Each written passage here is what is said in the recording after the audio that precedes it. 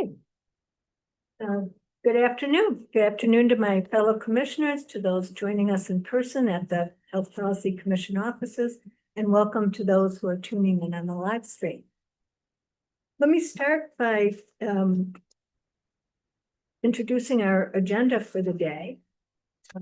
We're going to begin today's meeting with recognition of the work of the board during the current term.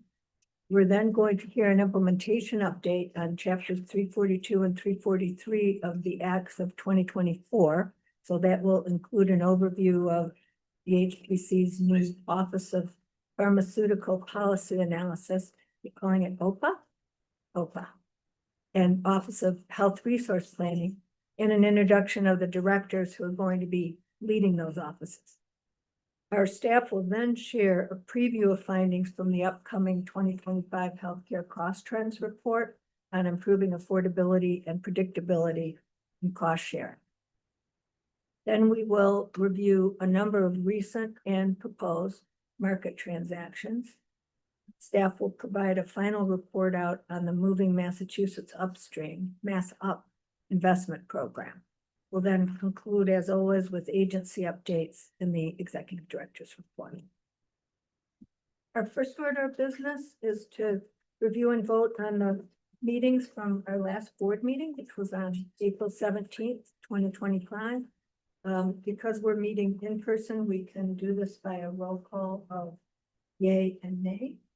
So let me start by asking if there are any amendments to the minutes from April 17th. None. Could I ask for a motion to vote? So moved. And a second? Second. All in favor, say aye. Aye. Any opposed? Okay. Okay. We are on minutes. So I need to begin today's meeting by recognizing Commissioner Cutler. Commissioner Cutler is retiring from the HPC today. It's a historic moment because Dr. Cutler has served as the health economist on the board since the founding of the Health Policy Commission. Think about that for a minute. You know, as I was coming in today, I was realizing, you know, nobody really loves the people who are worried about cost. They love the people who worry about quality and access, which of course Dr. Cutler does also. But as soon as you bring up cost, everybody's thinking, I really want you to worry about somebody else's cost. So he does this, and he is served with distinction, not only because of the way that he needs to focus, which is on our agenda of affordability, but also that people don't run away when they see him coming. They really still want to talk to him. So I feel that's unusual. Anyway, he was originally appointed by Attorney General Martha Coakley in 2012 and subsequently reappointed by then Attorney General Maura Healey. He's the longest serving commissioner on the board and the only remaining original commissioner of the HPC. Over the last 13 years, Dr. Cutler has been a critical member of the board as the needs of the organization have evolved significantly. First, building the organization and then evolving to continue to morph the capabilities of the organization as the first of its kind in the nation, and with changing responsibilities and adaptation to a constantly changing environment and market. Dr. Cutler's deep understanding of the Massachusetts healthcare system, as well as the US and international systems, has been invaluable. He's been a critical resource both for the discussion and decision-making of the commission, but also for the HPC staff. He's always consulted with the team and has been available to review, to challenge, and to improve the research and reporting of the HPC. And I can tell you in my experience and all that I have talked, all the folks I have talked to since I joined the HPC, his response is always, whatever you need. We are deeply grateful for his insights, his leadership, and the impact he has made, and also grateful for his endless generosity and humor. We will miss you and wish you all the best.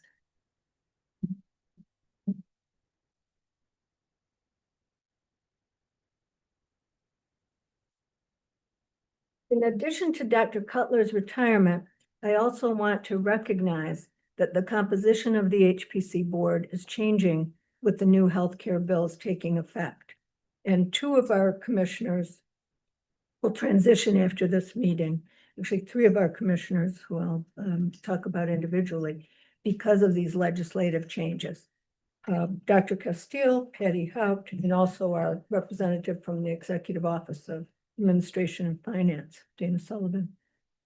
Dr. Castile has served as a member of the board who is a primary care physician.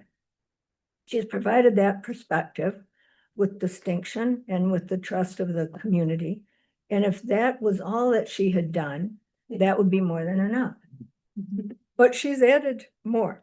Her professional and personal dedication to healthcare access and quality for those who are disadvantaged and vulnerable, and her experience and knowledge of the communities in central Massachusetts have really been an added bonus to the commission. She's an incredible person and colleague, and we thank you for your service.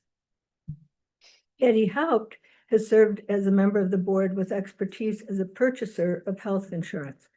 Her experience in advising employers on structuring employee benefits and understanding of the financial and the human outcomes of those benefits has been critical to the work of the HPC. She's always connected our discussions to practical implications for affordability, accessibility, and equity for the residents of the Commonwealth. Her commitment to balancing the realities for employers, employees, providers, and insurers, and her experience in doing that have had a significant impact on our ability to do our work. Thank you. We also want to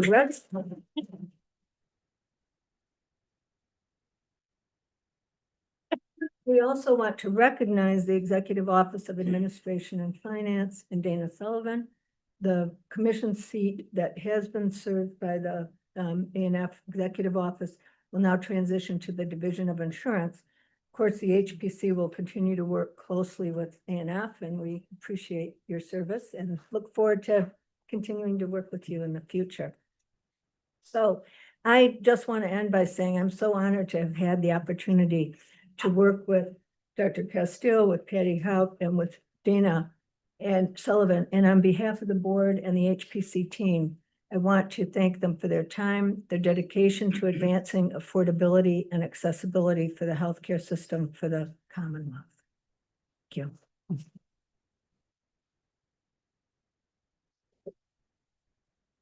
Absolutely. Would you like to add some remarks? Anyone? David? What?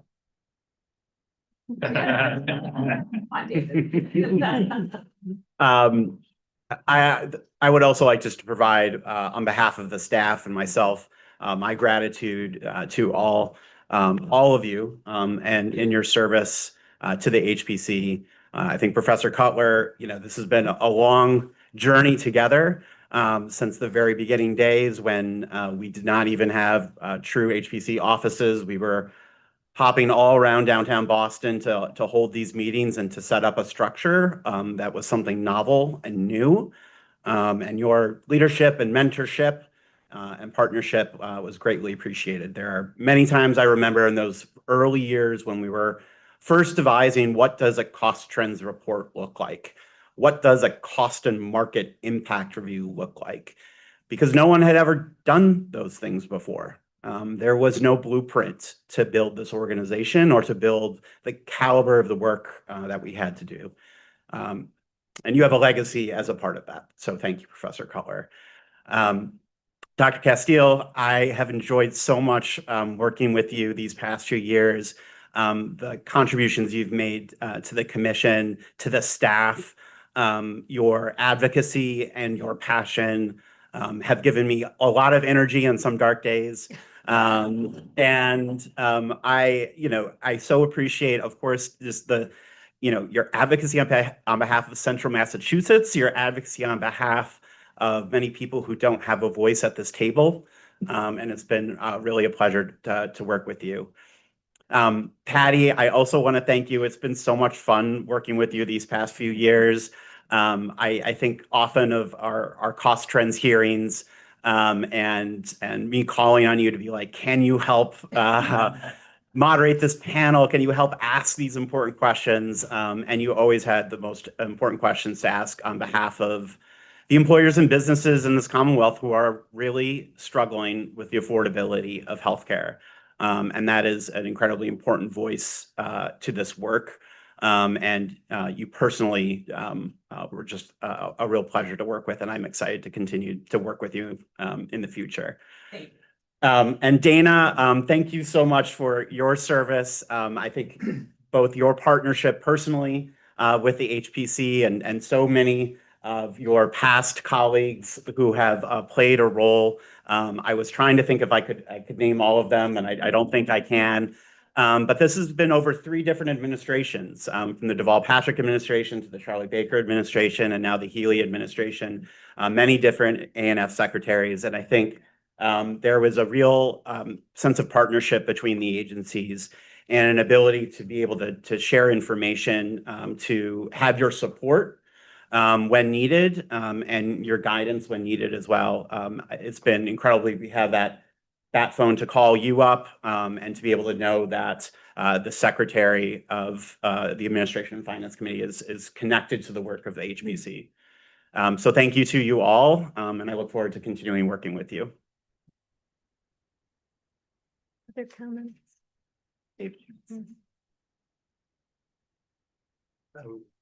Hold it one more second.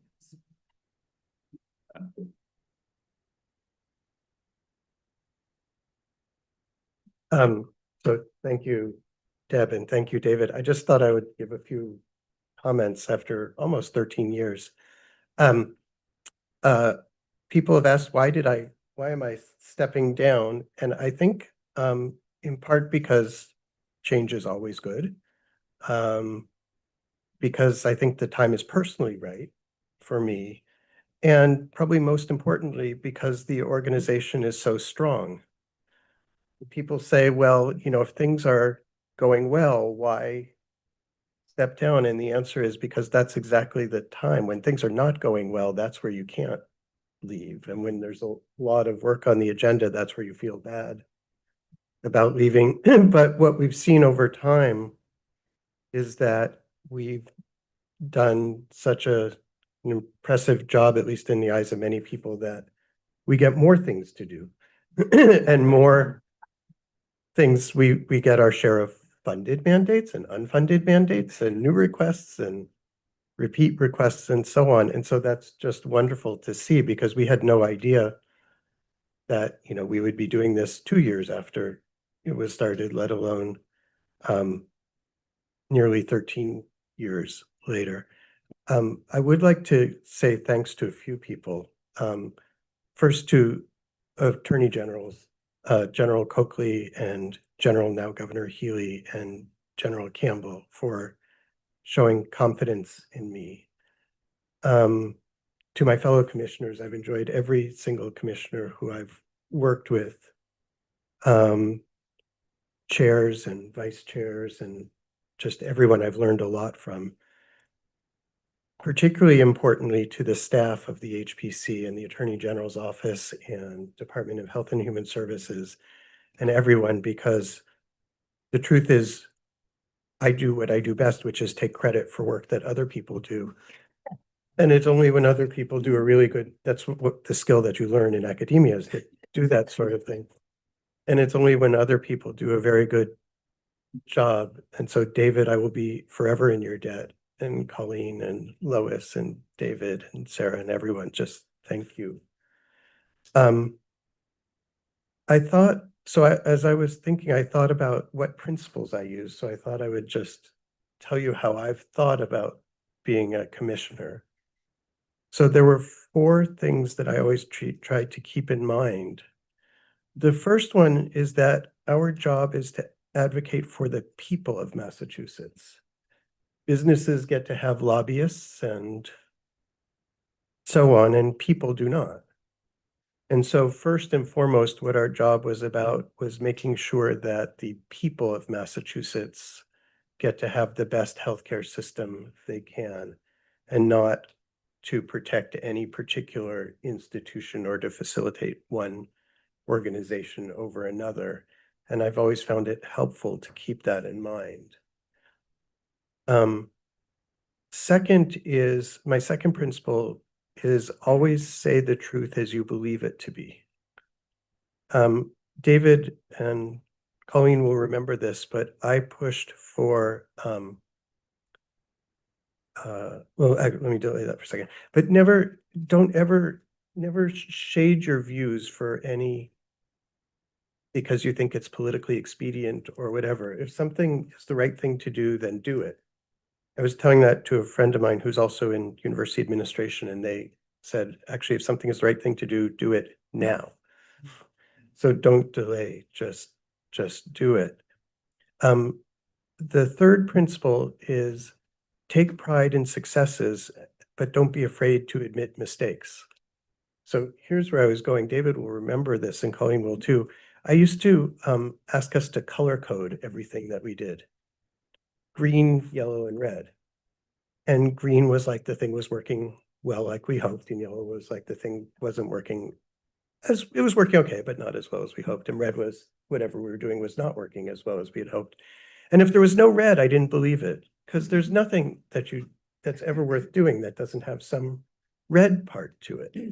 But what was interesting is we even just like at our board meetings, we would just share them.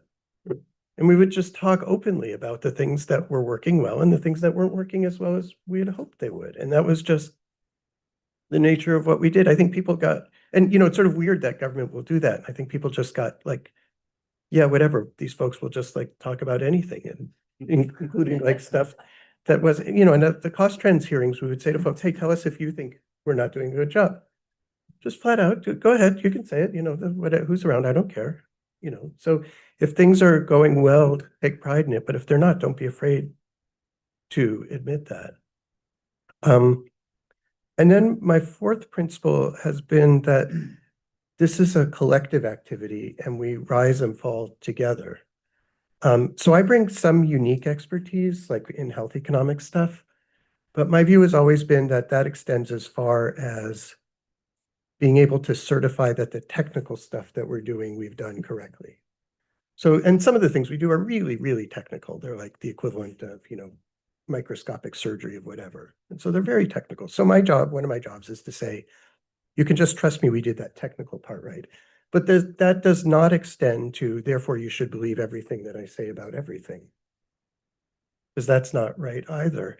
And so I've learned a lot from listening to people who say, yeah, okay, that's what, I'll believe that's right, but here's my interpretation of the whole situation, or here's how we ought to approach it. And I don't feel like, in terms of green, yellow, and red, I don't feel like everything I've done is green or even yellow. I'm sure I can think of instances where my own views have turned out to be wrong, and and other people have had correct views. And so fortunately, my view doesn't always prevail. And sometimes, it gets modified by what other people think.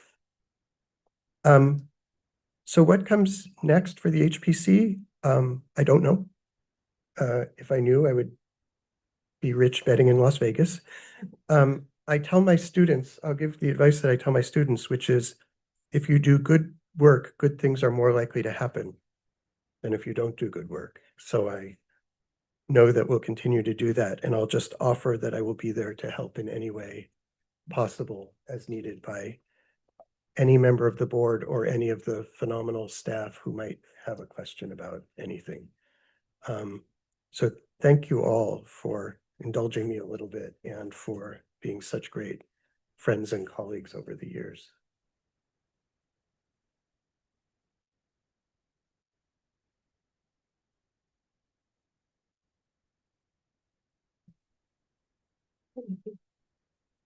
Love that.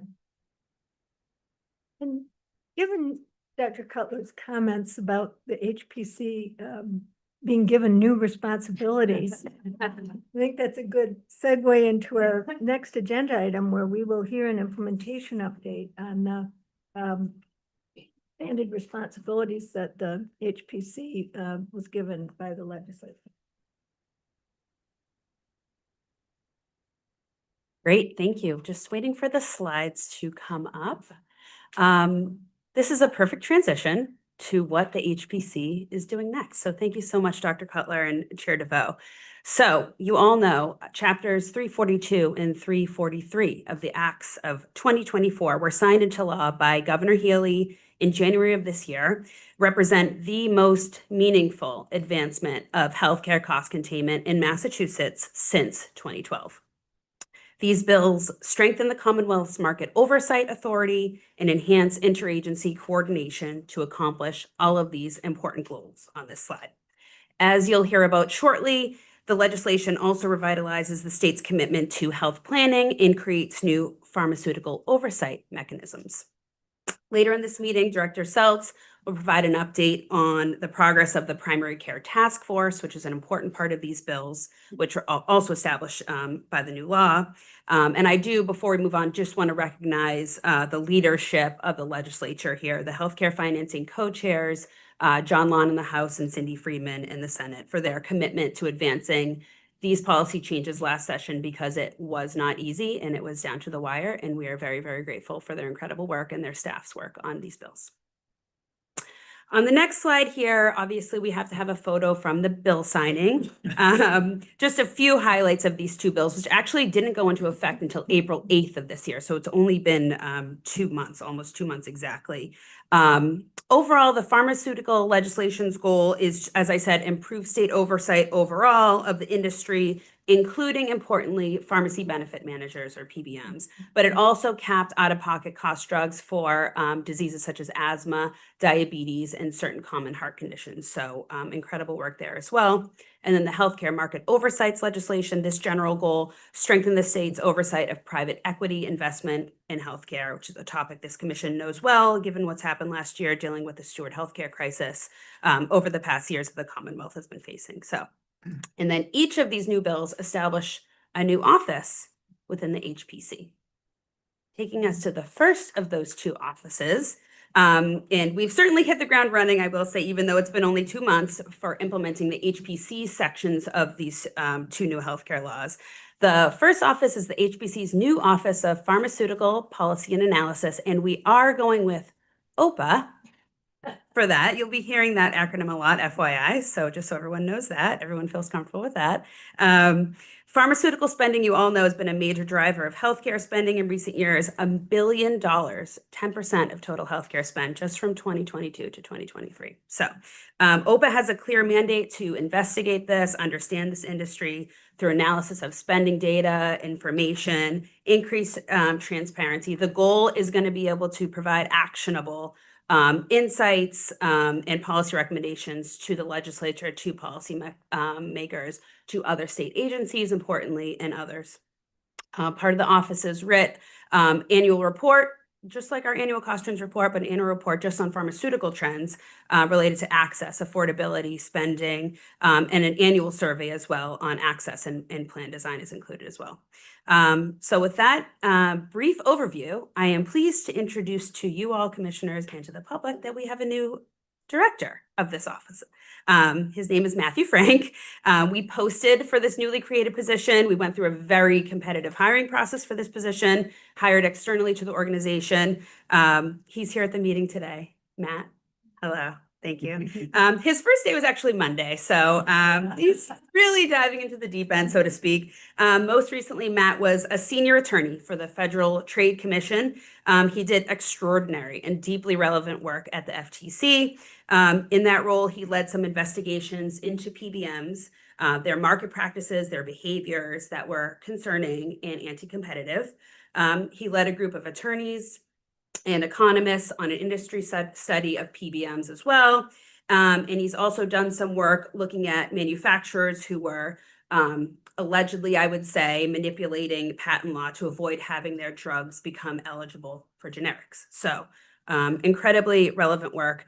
Prior to that, Matt's had a really interesting career, but prior to that, I would also note that Matt worked at the Massachusetts Attorney General's office in the Antitrust Division. So he knows Massachusetts state government. Obviously, he knows the federal government has been working for the feds for the past 5 years, but lives here in Massachusetts, and we're so thrilled to welcome and introduce Matt to the Health Policy Commission today. Welcome, Matt. I look forward to working with you.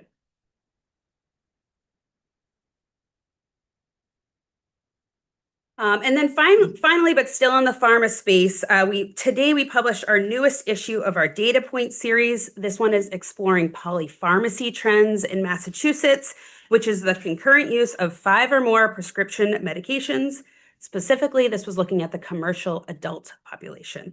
Encourage you all to check it out at the HPC's website, but the headline is the rate of polypharmacy is growing in Massachusetts. This is mirroring national trends, and it's most common among older adults and individuals with chronic conditions. But, what does this mean? It means there are opportunities here for both providers and payers to ensure adequate medication management and coordination. So that's the takeaway from the data points. Okay, we have one other new office within the HPC. Inviting my colleague Kara up here. It's the Office of Health Resource Planning. We're calling this one OHARP. This is another new and exciting mandate we got from the legislature. This office is charged with developing a state health plan, looking at the supply of services. Where do we have too much? Where do we have too little? How does it align with patient need, community need? Here I'm very pleased to announce, obviously, that we have promoted internally for this director role. Kara Vidal is going to be the head of this new office. She's led all of our PIPS work in most recent years. I think is really well known to commissioners and to the public, but Kara has also been with the HPC for 12 years, so a long time for us, and actually has already been in this position for a few months now. So I'm going to turn it over to Kara now, who's done some initial thinking about what questions we can answer and what we can do with this new office. And I'll hand you this. Great. Thank you so much, Colleen. Good afternoon, Commissioners. So excited to be with you here today to talk about the Commonwealth's new Office of Health Resource Planning. Although with some mixed emotions, I've been here for about 12 years, almost as long as Dr. Cutler, not quite, but have to acknowledge that we'll be doing this work without some of the resource and expertise that we're used to having. And I just hope we're able to do it well enough that you will take credit from afar. I hope you'll want to. Okay, great. So last May, we gave a presentation at the Market Oversight and Transparency Committee on some of the tools that Massachusetts has to assess healthcare needs and healthcare supply. And as part of that presentation, we also showed some data on how Massachusetts is actually a pretty highly resourced state. When we look at different provider types and facility types on a per capita basis, Massachusetts has quite a bit of supply. We do know, however, that the distribution of that supply across the state is not equal. We also know that proximity to healthcare resources is not the same as access to those resources, and Massachusetts residents certainly have expressed in CHIA survey data and in many other forums difficulty accessing needed care. Additionally, despite the fact that we are a high resource state generally, that supply and the distribution of the supply is in constant flux. The Steward healthcare crisis was already mentioned. There have been many other sudden closures over the last decade. We're also seeing expansions, inpatient expansions, the impending construction of a new oncology hospital. We, of course, know that our primary care system is in a state of crisis, and that hospital length of stay has been increasing and is putting pressure on different parts of the system as well. The Commonwealth has some tools to track and sometimes address those changes, but those tools tend to be relatively specific to the change in front of us and designed to ask and answer certain questions. And there is this gap in being able to look at the bigger picture change and shift in our total supply and distribution of healthcare resources. And so with that context, the legislature established the new Office of Health Resource Planning, OHARP, as we're going with, and charged it with 3 key responsibilities and authorities. Those are developing a state health resource plan, conducting focused assessments of supply, distribution, and capacity. We think those could be an examination into a particular service line or into a particular geography, and then conducting at least 1 annual public hearing on those products. Additionally, not required by the law, but we did want to provide this update, OHARP will also be managing the Massachusetts Registration of Provider Organizations program, RPO. That is the HPC's data transparency effort that was established under Chapter 224 back in 2012. It collects data from our largest provider systems in the Commonwealth and has been a key input into a lot of the HPC's work over time, and will certainly be a key input into OHARP's work as well. So we'll be integrating those programs so that they can be streamlined and as effective as possible. The goal of the State Health Resource Plan is to promote the appropriate and equitable distribution of resources across the Commonwealth. And the plan must identify anticipated need for healthcare services, the existing resources that the Commonwealth has to meet those needs. And then there's sort of an assessment of whether those needs and those resources are aligned. And you can do that assessment both in the current state, and you can think about projecting into the future. How might needs change? How might resources change? And will there be alignment or misalignment? The plan is also supposed to include recommendations for the appropriate supply and distribution, as well as recommendations for any further legislative or regulatory state action. The statute is also clear that the recommendations in the State Health Resource Plan should support the Commonwealth's broader policy goals. Those are explicit in the statute. They are here on this slide. I won't read them all to you, but they are, of course, in the broader themes of cost, quality, access, equity, integration, and innovation. Okay, so the first State Health Resource Plan is due on January 1st, 2027. So our team is hard at work thinking about some of those key elements that the plan has to contain and how we can provide robust, data-driven answers to some of these key questions about need, supply, capacity, and access. We don't have answers to all of those questions yet, but we are starting to think about them. And I wanted to put this graphic up on the slide just to give you one example of the things we're thinking about here, which is how utilization levels may not align perfectly with need. And we have seen some other health planning attempts that tend to use utilization as a proxy for need. And of course, I think that's a reasonable starting point, but we also want to acknowledge that there could be overutilization in some circumstances. There could be low value care. There could be care that is not being delivered at the most efficient setting based on the patient's need. There can also, of course, be underutilization, people who are unable to access needed care. And we are starting to think about what methods we can use to try to be as precise as possible in our report. We have similar questions in the domains of supply and access and projections. I won't go into them now, but we're hard at work thinking about those things. So as Colleen mentioned, the office is officially up and running. We are organizing our work over the next 2 years into the categories of strategic planning, health planning, and data planning.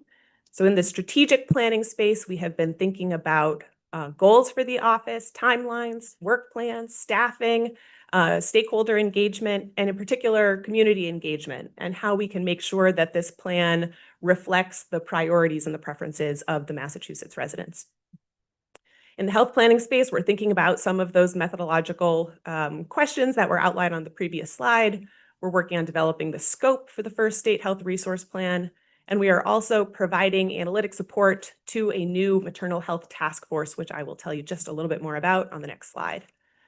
And then in the data planning space, of course, we are compiling key data resources. We're assessing gaps. We're thinking about methods for filling those gaps. And we are also thinking about preparing for the 2025 RPO data collection cycle, which I'll also tell you more about in just a slide or two. So as I mentioned, we are supporting a task force called the Maternal Health Access and Birthing Patient Safety Task Force. It was established under Chapter 186 of the Acts of 2024. That is a 9-member task force co-chaired by the Health Policy Commission and the Department of Public Health, and they were charged with studying the things listed on this slide. Broadly, those are closures of maternity services, the quality and safety considerations of those closures, and the demographic information of patient populations whose access was affected by those closures. So very important work. We're very proud to be supporting that task force. And we are also using that as an opportunity to pilot some of our methodology, some of our processes, some of our data collection and gap efforts as well. Okay. Transitioning now to talk specifically about the Massachusetts RPO program. Chapter 343 of the Acts of 2024 did make specific changes to the statute governing the RPO program. It both lowered the threshold for registration and it called for the collection of some new data elements designed to both support health planning efforts as well as to increase state transparency and insight into private equity in healthcare. We are developing a plan to implement those new requirements in phases, starting with this year's 2025 registration cycle. So on this slide and the next, I'll just provide a very brief overview of what we're doing there. So today we are releasing guidance regarding the updated registration threshold and on the expansion of provider types that will be required to register with the RPO program. The program has two different pathways through which a provider organization can qualify to register with the program. The law updated one of those pathways. So under that first pathway, previously, provider organizations had to have at least 25 million in net patient service revenue in the last fiscal year from essentially commercial payers in order to register. The new law changes that threshold to be 25 million in net patient service revenue from any payer. In addition, to implement the new law, the HPC will be requiring new provider types to register. So starting this year, subject to the registration threshold that I just mentioned, we will require registration from specialty care, non-acute hospitals, chronic care hospitals, ASCs, urgent care centers, independent labs, and freestanding imaging clinics. Those updates are described in guidance that is either up on the HPC's website or will be very shortly. But we will be going through a full regulatory process to implement these changes and the other changes in the law later this year. The second change that we are proposing to make for 2025 is updates to the reporting specifications that current and new registrants submit. And so the proposed changes we are making would seek to collect information on whether provider organizations have relationships with significant equity investors, REITs, and management services organizations. That's one proposal. And then the second would be to collect a roster of behavioral health clinicians and advanced practice providers that are employed by the provider organization. We currently collect a roster of physicians, so we are seeking to expand the provider types, the clinician types that we would have data on. Those proposals we will be putting out for public comment. They will be out very shortly. We will make sure that they are on our website and available to all of our current registrants as well. We'll accept public comment on those for about 3 weeks and hope to be back in July with a final set of specifications for this year. And that is all I have. Happy to take any questions. Yes. Tara, first of all, congratulations on the new role. Well deserved. Thank you. There's a lot of health planning that goes on in the state. Mm. DMH does a state mental health plan, DPH through BSAS does one on substance use disorder. There are regional efforts to identify need and resources. Could you just speak to how you foresee integrating all of these activities with the work that the new office is going to be doing? Yeah, absolutely. That's a great question. There is a lot of work that is underway in the state at all times. We were just thinking and talking about this recently. I think this office would be a great way to aggregate and recommunicate some of that work, but I don't think we want to duplicate efforts. And I think as we're thinking about if we're going to conduct a focused assessment, for example, where is work already being done? Where could we provide additive value, maybe an analysis or some data capabilities we have that an office would benefit from and would like to see done, but we don't want to be duplicative, certainly, and we do know that there's quite a bit underway. Thank you.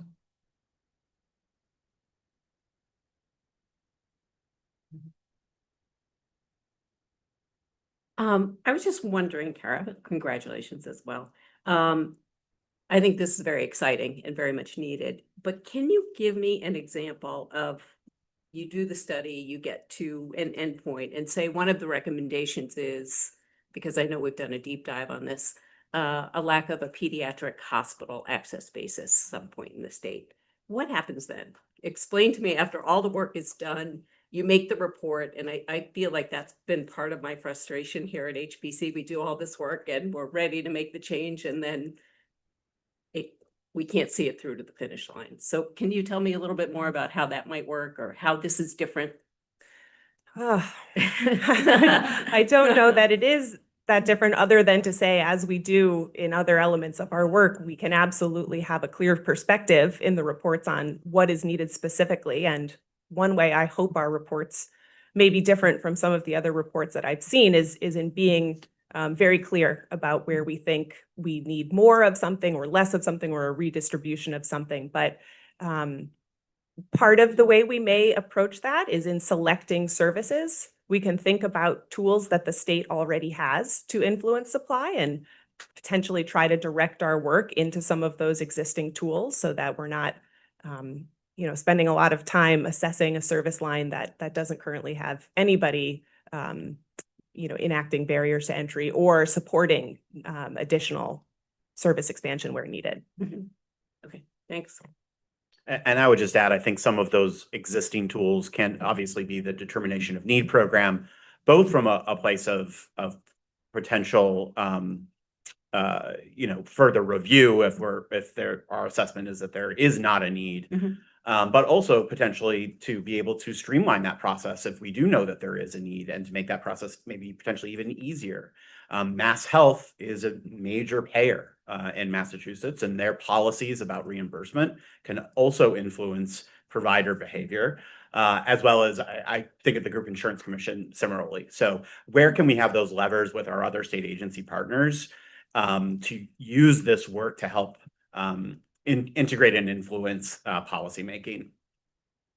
Will you also be looking at things like, I think this came up during one of our hearings where, for example, a routine colonoscopy, and there's a backup of months in a certain area, but we know that other parts of the state have capacity. Is this something that your group might handle, saying, yeah, we've got too much here and not enough here, and let's reallocate how this service is being delivered? Yeah, I think that's absolutely the sort of question we'll want to ask. Why are we over capacity here? Why are we under capacity somewhere else? Can we understand the drivers of what that might be? And can we redirect or partner in different ways? yeah, I skipped this talking point on one of the previous slides, but we do really want to think a lot about what different creative solutions might be where we see that misalignment. Is it always build something here or don't build something there or change hours there, or are there other potential factors that might be able to gain efficiencies for us? So excited to be thinking about those. Thank you. Other questions for Kyle? Thoughts? Really exciting. It is. Great to be launching, and congratulations. Thank you so much. For our next agenda item, we're going to turn to the healthcare cost trends report preview for 2025. And I'll turn it over to Director Seltz to introduce the topic. Great. Thank you, Chair DeVoe. As I just said, we're excited to really launch this new work, while at the same time continuing our standard mandates that have been part of the Chapter 224 and the HPC since the very beginning. A signature one of which is, of course, our annual cost trends report. So we're here today with a pretty lengthy and important presentation. This is really going to be a chunk of our meeting here today to hear from members of the Research and Cost Trends team on their recent findings. Before I turn it over to my colleagues, I do want to just provide some additional contextual remarks and some information about this year's cost trends report. So on this slide, you can see a little bit of the outline of what we anticipate releasing as part of the cost trends report series of publications. So as always, we'll have a section and a report that looks specifically at the state's performance compared to the healthcare cost growth benchmark, looking at different healthcare spending trends, doing deep dives into certain cost drivers, and the implications of these trends on the affordability of care. We previewed some of this findings with you at the benchmark hearing earlier this year, and have been continuing to work to revise and refine those, and will be part of our annual report as always. Each year, we also try to pick a special focus area and to do a deeper dive in terms of a specific topic that we think is particularly relevant and important for today's market, for today's environment. And so today, we're very excited to preview for you and get your input on a special focus area for this year's work, which is around consumer affordability and specifically cost sharing in the commercial market. We are also preparing, as we have for the past few years, a series of chart packs that examine a variety of important topics and trends that we track and update each year. These include trends in spending in primary care and behavioral health, trends in price trends, post-acute care, hospital utilization, et cetera. These have been pretty standard, but important to be able to update every year with the latest year of data. And then finally, we'll include, as part of our report, a performance dashboard, which includes, wait for it, a green, yellow, red assessment of Massachusetts performance across a number of domains, looking at those trends compared to the previous year. And if we're moving in the wrong direction, we indicate that by red. If we're moving in the right direction, it's green, and stable is yellow. We also compare in that performance dashboard Massachusetts performance to the United States average, where we have that data available to be able to compare ourselves to the nation. And finally, a set of policy recommendations that become our signature policy recommendations for the year. So today, as I mentioned, we're going to be focusing on consumer affordability by examining trends in cost sharing. And we have two topics here. These topics include a focus on how health plan cost sharing design is changing over time, how cost sharing design is leading to highly variable and an unpredictable experience for patients accessing and paying for care. And finally, some policy considerations about how cost sharing design could perhaps be improved to be more predictable and transparent to patients prior to receiving a service. The second topic will focus on a new novel analysis that the research team has done of claims data to observe the continued prevalence of cost sharing for services that are generally considered preventive under the Affordable Care Act, and therefore in most instances should not be subject to cost sharing. We examine how these trends of existing cost sharing have changed over time, consider the possible root causes for the continued observance of cost sharing for preventive services, and highlight how even very well-intentioned mandates may be undermined by the complexity and fragmentation of our healthcare system. So why did the HPC focus on affordability for the special examination this year? The sobering truth is that despite the collective efforts of government and the healthcare system to moderate spending growth and improve healthcare affordability, the trends are moving in the opposite direction. Here, according to the most recent CHIA household survey, residents with commercial insurance are reporting more affordability challenges over time, and this is across different income levels. These challenges can take a number of different forms, as you can see articulated on the right-hand side of this slide, including the high share of income spent on out-of-pocket on healthcare. And we know that the growth of deductibles and copays has outpaced wage growth and salaries for Massachusetts residents. As a result of these affordability challenges on the next slide, you can see that the number of Massachusetts residents reporting medical debt is increasing, and the amount of medical debt is increasing, again, across income levels. This high cost of healthcare contributes to a broader affordability challenge of living and working in Massachusetts. Adding up these known expenses of living expenses, housing, childcare, and healthcare can exceed the median income in many parts of the state today. And as I said at the beginning, unfortunately, many of these trends are moving in the wrong direction.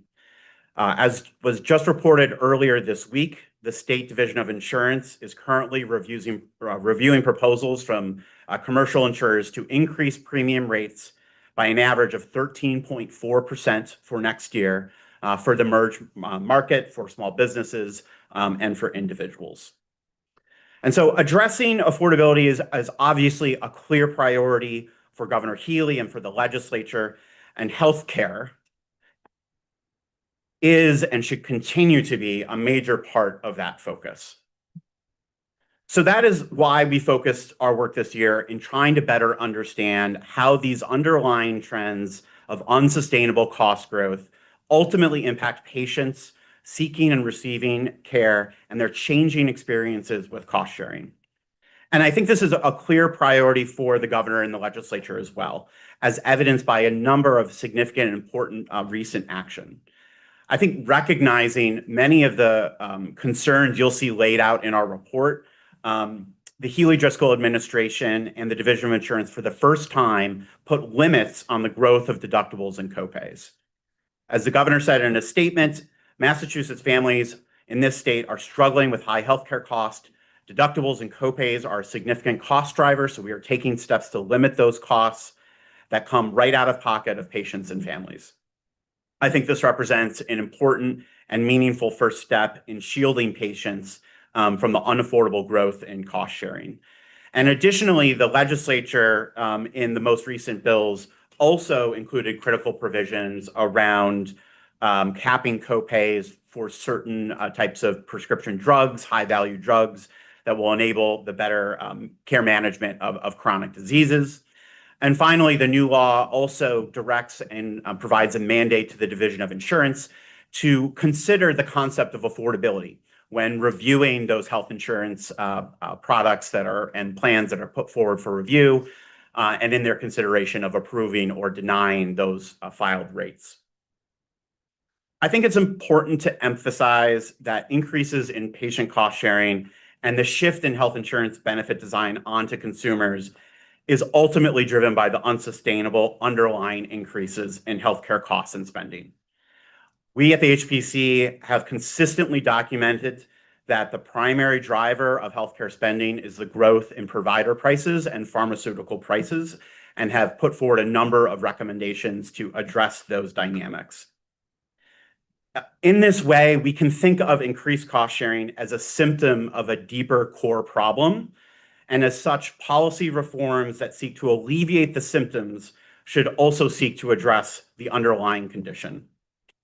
That said, even taking the current dynamic as it is, there may be opportunities to reform the structure of cost sharing to improve access, affordability, and importantly, predictability, which we'll discuss with you in the course of the presentation today. So with that, I'm very pleased to turn it over to Sarah Sadownik and our research and cost trends team to walk through our findings. There are two pieces to this presentation. As I mentioned, we'll pause along the way, but there's a lot here and it's pretty technical in some places. And so absolutely encourage you to interrupt us. We take no offense and ask questions and provide your feedback.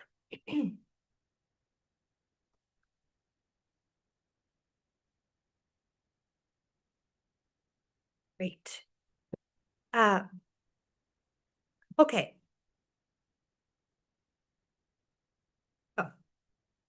Been asked to introduce myself. Good morning, everyone. I'm Sarah Sadownik. I'm the Deputy Director on the Research and Cost Trends team.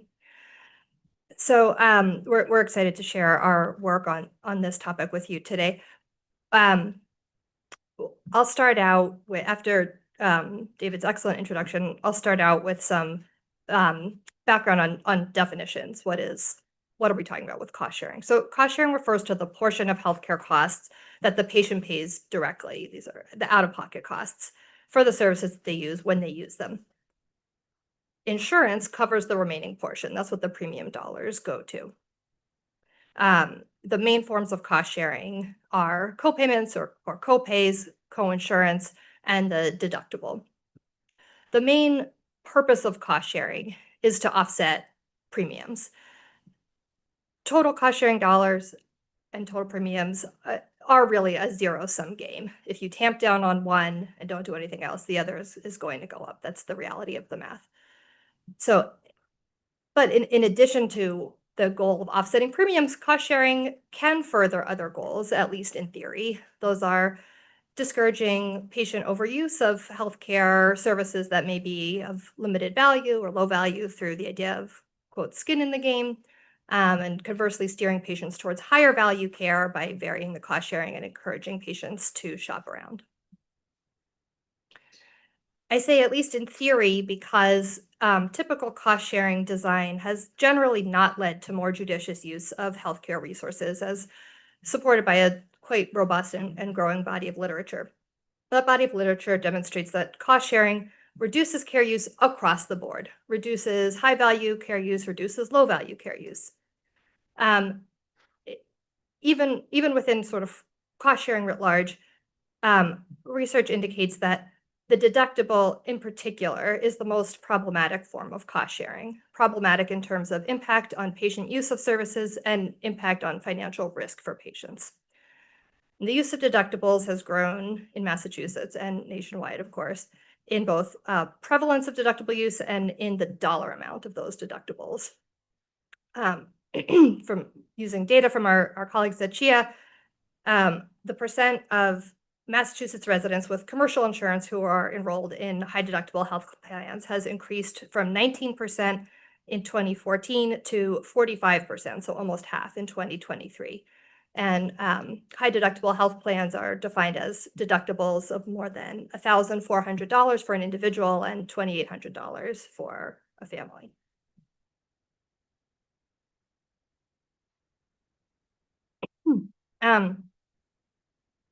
So deductibles are so prevalent because they represent a simple and convenient vehicle to offset those premiums. And patients may be attracted to plans with a higher deductible due to the relatively lower premiums compared to their other choices. They are choosing from the set of options that they have. Do you want higher premiums or will you pick the high deductible? The problem is that deductibles result in unpredictable and often large bills for patients, even for primary care services, for routine care services, leading to avoided care and eroding the financial protection that insurance aims to provide. The statistics on this slide sort of back that up in some specific detail.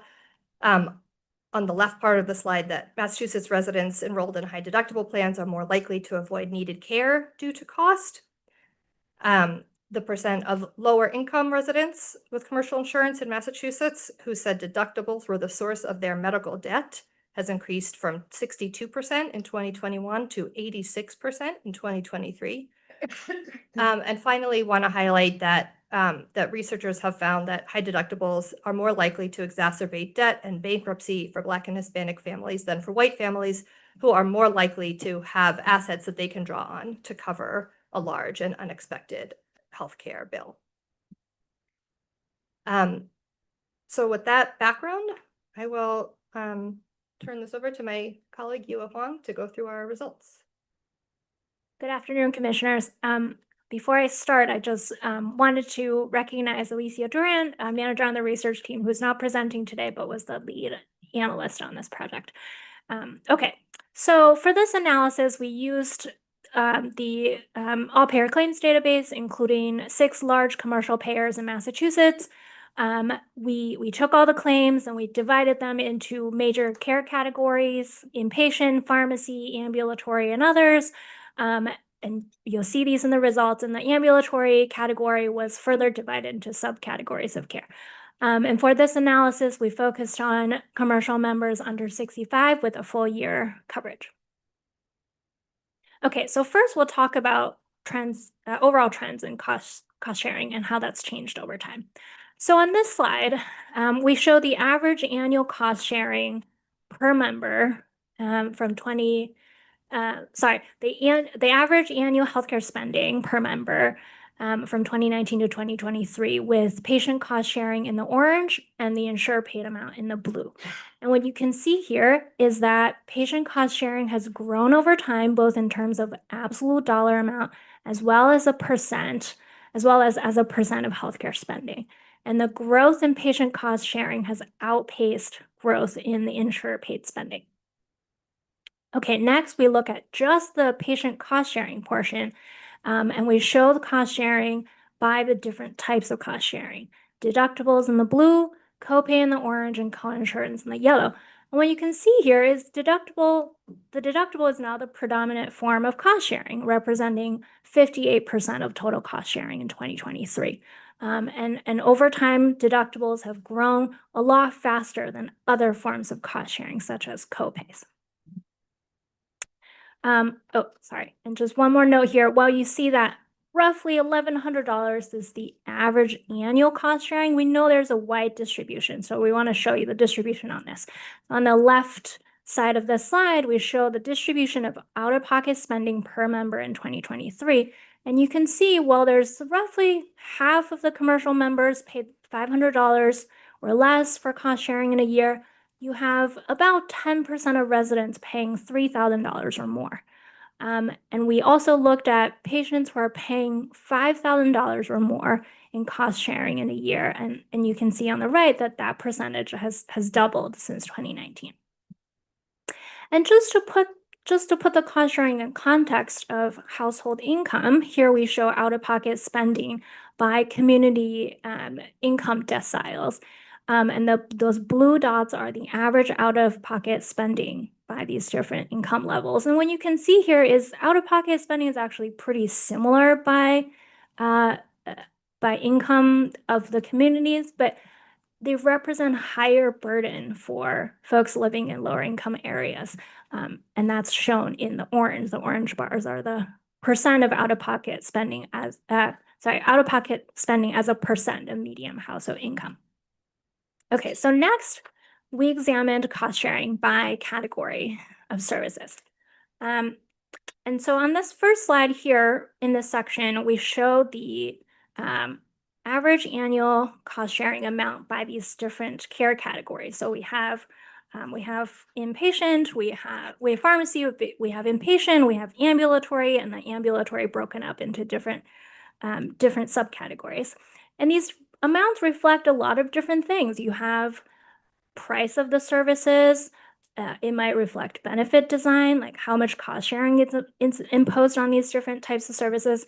And then also how common are these services used? So I'll take inpatient stay as an example. They're very expensive and comes with relatively high cost sharing, but generally inpatient stays are pretty rare. So when you calculate it on a per member per year basis, the amount is relatively low.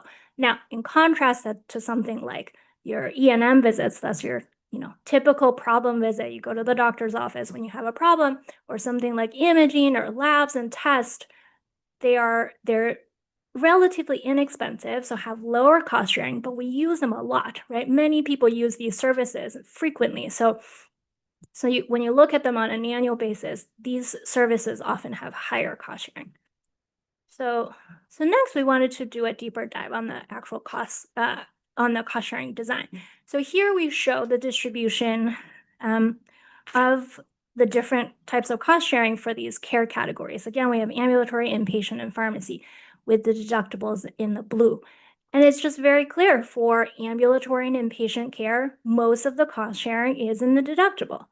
In contrast to your typical pharmacy benefit design, where a copay is just much more common. And then for the ambulatory category, again, we divided those into different subcategories with deductibles in the blue, copay in the orange, and coinsurance in the yellow. And you can just see a lot of variation here on the use of different cost sharing. As an example, for labs and tests, which is the second bar, most of the cost sharing is the deductible, right? Almost 90%. Compared to your E&M visits, again, which is the second to last bar, more than half of the cost sharing is in the copay. Okay, so next we wanted to spotlight some key settings of care where we kind of explain why is the deductible in particular that leads to affordability challenges and financial uncertainty. So the three settings of care we have are inpatient, ED, and in routine care. So on this first slide here, we have the distribution of cost sharing for two kinds of inpatient stays. We have non-maternity stays on the left and maternity stays on the right. And the bars show the percent of inpatient stays by these different cost sharing amounts. And the light blue shows how much of that cost sharing is the deductible. And right off the bat, you just see there's a lot of variation in terms of how much people pay out of pocket when they have an inpatient stay, right? You have about a quarter of stay where there's no cost sharing. So that's the first set of bars here. And then you have about 10% of stays where people are paying $3,000 or more. And why is this? It's because if you pay $0, it's because you've met your deductible. There's no additional copay for this inpatient stay. Perhaps you've even met your out-of-pocket max for the year, so there's nothing to pay. But then for the rest of the members, it just depends on how much this inpatient stay is going to cost and where you are in that deductible. You have this really wide range of potential cost sharing that people are on the hook for this stay. And it's just really difficult for people to find out ahead of time how much they're going to pay. So that's inpatient service. Next, we have ED. And again, here we show the distribution of cost sharing for two kinds of ED services. We have on the left, ED visits without any ancillary services. And then on the right, we have ED visits where some sort of imaging or labs and tests were done.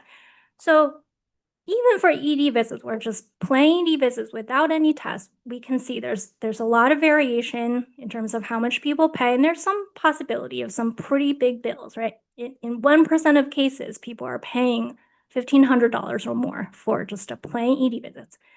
But when you have ED visits with imaging and labs and tests, and these are very common as part of an ED visit, and we know when people go to the ED, they don't get a say in terms of what types of tests are ordered, your cost sharing goes up because of the deductible. You might recall from an earlier slide where I showed the different cost sharing for different kinds of services. For imaging and labs and tests, they're almost always subject to a deductible. So when you have an ED visit with imaging or labs and tests, your cost sharing goes up. And your likelihood of getting a really big bill also goes up. The likelihood of getting a bill for $1,500 or more increases tenfold, from 1% to 10% when these tests are ordered. So I showed ED and inpatient services. And one may argue when you go to these settings, and they're relatively rare, people might reasonably expect a big bill, even if you don't know how much exactly it's going to be. But next, we want to show the deductibles leads to problems even in routine care.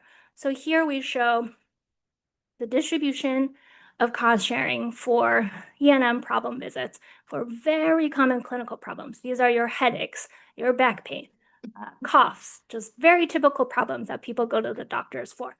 And we have visits without ancillary services on the very left, E&M visits with some sort of imaging in the middle, and visits with labs and tests on the right. And again, just wide variation in terms of how much people are paying, ranging from $0 to hundreds of dollars for just a routine visit here. And again, largely because of the deductible. When you have imaging and labs and tests, and these services are often subject to a deductible, right, it takes you to that hundreds of dollars of a range for, a visit like this, which is sort of primary care, routine care visit. And this is my last slide here. We wanted to do a case study to just highlight what that patient experience is like when they perhaps go to their primary care office for a common problem and then get a bill because of the deductible. So here we have a case study of bacterial vaginosis, very common problem for women of reproductive age. What does that look like? So say a patient has symptoms like burning during urination. They go to the doctor's office. They pay their copay, $25, very typical. The doctor does some tests, perhaps asks the patient to provide a urine sample and does a swab.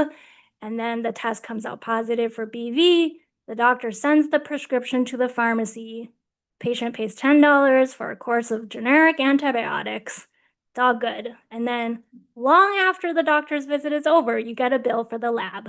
And it could be a lot of money. It's this distribution. I show the distribution on the right side of the slide. you have about 40% of these tests are free, presumably because people already met their deductibles for the year. But then if you haven't met your deductible, there's just a range of $200, $400, even $700 for this one single lab test, right? Roughly 20% of these tests are in the $300 to $400 range. And we wanted to use this example to kind of like take the time to walk through step by step, like what this looks like to demonstrate a couple of things. One, just because of the deductible, it is almost impossible for people to find out how much they're going to pay out of pocket for even a routine care visit, right? You don't know if a lab test is going to be ordered. You don't know what test and at what price. And then two, this is a lot of money. And the distribution of cost sharing we show here is for a single test. And we know often when you go to the office, they might test you for multiple things. Is it BV? Is it a UTI? Is it a yeast infection? You might be getting the bills for multiple tests, right? Your kid has a cough. You go to the doctor's office, they're going to test you for strep and for COVID and flu. So you're paying multiple cost sharing for these lab tests. And then three, we wanted to show this clinical pathway to kind of debunk the theory that cost sharing can be used to steer people toward a lower cost provider and like shop for a cheaper service in these type of scenarios, right? Like at no point in this clinical path is the patient going to say, oh, you're doing a lab test. Let me stop you right there, doctor. I'm going to go shop around for a cheaper lab service. So, right, it's really the deductible that it's just leading to these problems of both affordability and unpredictability. So with that, I'll turn it back to Sarah. Great. I'm going to turn next to talk about policy considerations. But before I do that, I just wanted to share on a personal note that at least 3 women on the research and cost trends team have had this exact experience on this slide with unexpected bills for a BV test. Almost everyone who we show this slide to says, oh yeah, me too. I've gotten a big bill for lab tests, sometimes hundreds of dollars for tests during primary care visits that they weren't expecting. At this level of frequency, this isn't a bug in the system. This is a feature of the system. Our earlier graphs that David went through on affordability show Massachusetts families who are living paycheck to paycheck, who are carefully budgeting how they're going to stretch their salary to pay for rent, for childcare, for food this month. And then they get a bill like this for a primary care visit out of the blue. So I think that kind of sets us up to talk about what a better design could look like. Okay, so here we're talking about considerations for a more consumer-friendly cost-sharing design. So what is consumer-friendly cost-sharing design? What are we talking about here? Cost-sharing, we're talking about the ideas that cost-sharing should be should center the patient in considerations for the design. Thinking about thinking about sort of the behavioral factors of how patients live their life. How do you make family budgets? How do people save for big expenses? How do they make decisions? Cost sharing should be predictable in advance of receiving the service, should be transparent, and should be easy to understand, which allows patients to make informed choices, to do those sort of making decisions. Is this worth it to me? Is it not? Maybe for some things I can shop around, and to make a financial plan, such as seeking financial assistance in advance where available.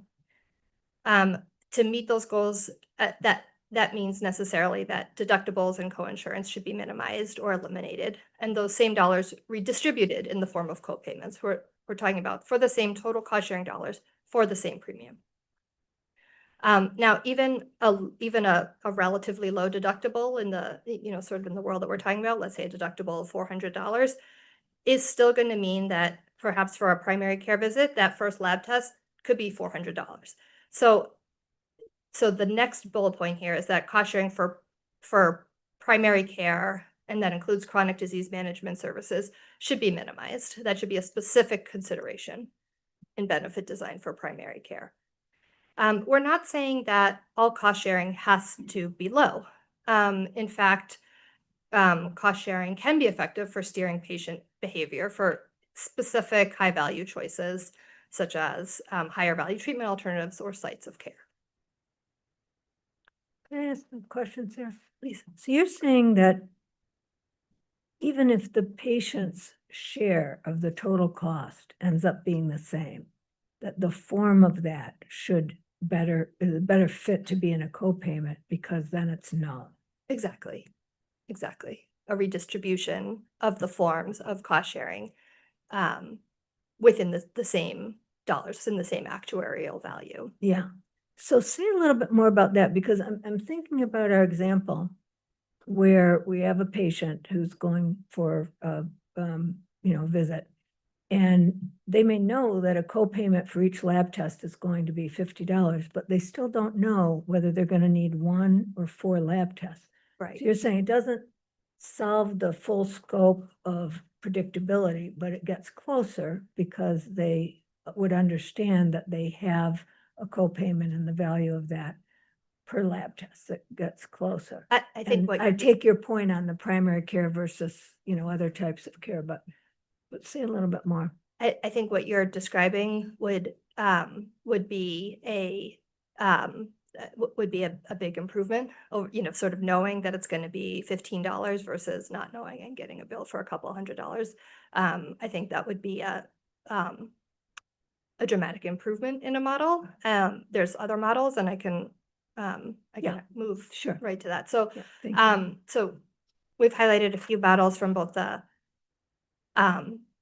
public and private sectors here, starting with the public sectors, which I'll move through sort of even faster to maybe get to sort of some of what you're describing, but wanted to highlight the connectors pilot that expands the eligibility based on income, and their plan design has no deductibles, no cost sharing for primary care visits, and no cost sharing on the services that are associated with those primary care visits, lab tests, in this case, the ED visit itself, common imaging services. Wanted to highlight a innovative model from Minnesota's state employee plan, which is leveraging sort of a significant variation in cost sharing to align with sort of value-driven choices. But I'm going to move to the excuse me, it's allergy season, never ends. To talk about some of the innovations from the private sector. So the first model that we wanted to share is Surest, which is an insurance offering from United, which has no deductibles or coinsurance, no cost sharing, no separate cost sharing at all, not even a copay for lab tests and common imaging services that are associated with a primary care visit. So they've defined a primary care visit as an episode of care that has a fixed copay. That approach is Surest is across all episodes of care, in fact, sort of based on analytics, they have a fixed copay for every episode of care, and patients have a app that they can identify their cost sharing in advance. So this plan is working to be made available in the fully insured market in Massachusetts soon. This is one example. There are other insurers who are experimenting with similar designs.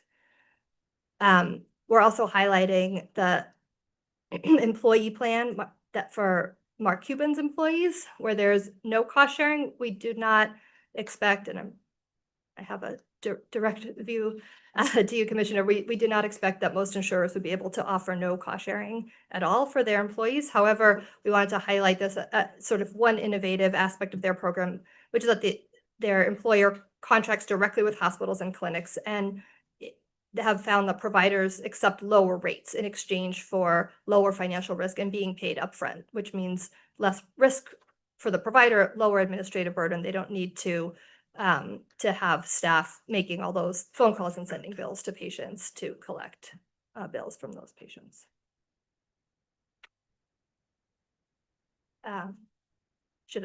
Were there other comments on that or questions? Okay. We also did some modeling exercises as a proof of concept that benefit design can be done better. We modeled two scenarios in which deductibles could be reduced or shifted to copays to allow for more predictability in cost sharing. In the first scenario, we kept deductible spending at $500 per person. By itself, this would increase premiums by about 6%. That premium increase could be offset in several ways. One is limiting excess prices for certain types of care. The HPC has sort of detailed what this could look like in previous publications. The other potential offset is to shift deductible spending to copays. So this would mean, for example, that average copays would go up. In this case, based on our modeling, for example, $500 for a major hospital outpatient department surgery, $600 for inpatient stays, $22 for prescription drugs. So sometimes I think there's a possibility when you look at these numbers, or someone looks at these numbers, they get sticker shock about the copay, but it's important to remember that these represent this sort of predictable copay is the alternative to the wide variation that we showed in earlier slides, that, you know, maybe your hospital stay will be $200, maybe it will be $3,000. And that, you know, sort of knowing with a certainty that it will be $600 for everyone, wherever you are in your plan year, has a benefit of, has a lot of benefit for patients. So the second scenario is eliminating deductible spending for primary care E&M visits. By itself, this would increase premiums by about 0.3%. Perhaps that would be a trade-off. You know, that's an acceptable trade-off, or that spending could be offset by some of the mechanisms that we described above. Okay, so finally, this brings us to our last section here, which is going through policy options to improve cost sharing, predictability, and affordability. Yes. I was wondering if you considered the following. Something that I find interesting is if you take average person, works for a company, and let's say they have a choice between a PPO, an HMO, and HDHP, and now we're sitting there saying, let me see, which one do I pick? Right? We really don't know. And a lot of the payers will say, well, you can call and get information that will help you decide, but there's a better way to do it. And that's something I think we should consider. From an actuarial perspective, based upon someone's current conditions, age, and gender at birth, they can look at a particular year and give people a pretty good estimate of what their medical costs will be based upon the policy. So they can look at the 3 different policies and get an idea of what makes sense. And then even on the high deductible policy, you got 45% of people in the state in the high deductible policy. How many of them actually have an HSA, right? And the other question is, typically an employer will contribute around $1,000. What would be interesting to know is, what will my out-of-pocket costs be estimated based upon my gender, age, and conditions? And will I benefit from that HSA and the lower premium? That's something that we should consider, because if we had that, that helps people manage how much they will be spending on an annual basis. In addition to the things that you brought up, which I think are very important as well and very, very well thought out. But I think that's something else we should consider. I think that's a great point. Okay, so, and I think that helps inform the first policy option here, which is for Massachusetts to foster the offering of health insurance products with consumer-friendly benefit design as a choice that is available in the market. That means products that reduce or eliminate deductibles, especially for primary care, routine care, and use a predictable copay-based model.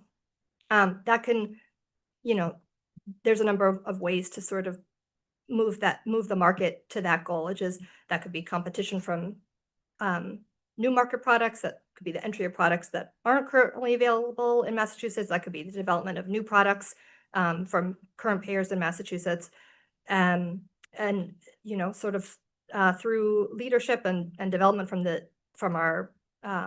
leaders in the state, from the GIC, the connector, the DOI, and large employers who can both sort of show demand and also help develop some of these programs.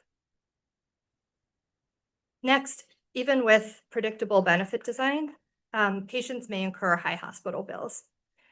Improving affordability and cost sharing may also require targeted policy to protect low-income patients from those largest bills. Massachusetts could consider joining the growing number of states that have passed legislation requiring nonprofit hospitals to provide a minimum level of charity care and reduce medical debt for low-income patients.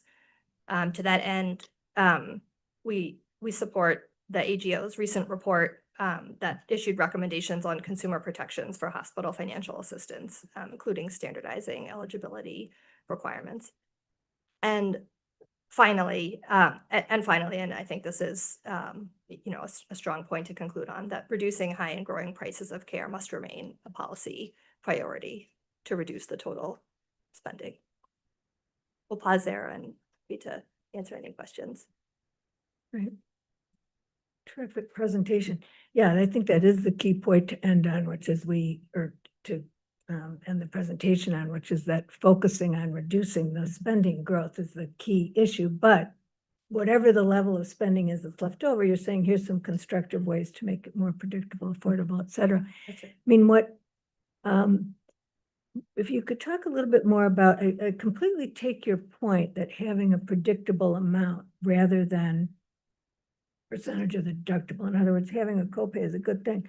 When I think back to why we moved away from copays to the percentage, was that I think, insurers were trying to fit the cost more to the, patient's actual experience. So in one of your examples where the person would have the same copay regardless of whether their inpatient stay was $10,000 or $1,000, or whatever, I don't remember the numbers you used, but regardless of the cost of the stay, they have the same inpatient copay.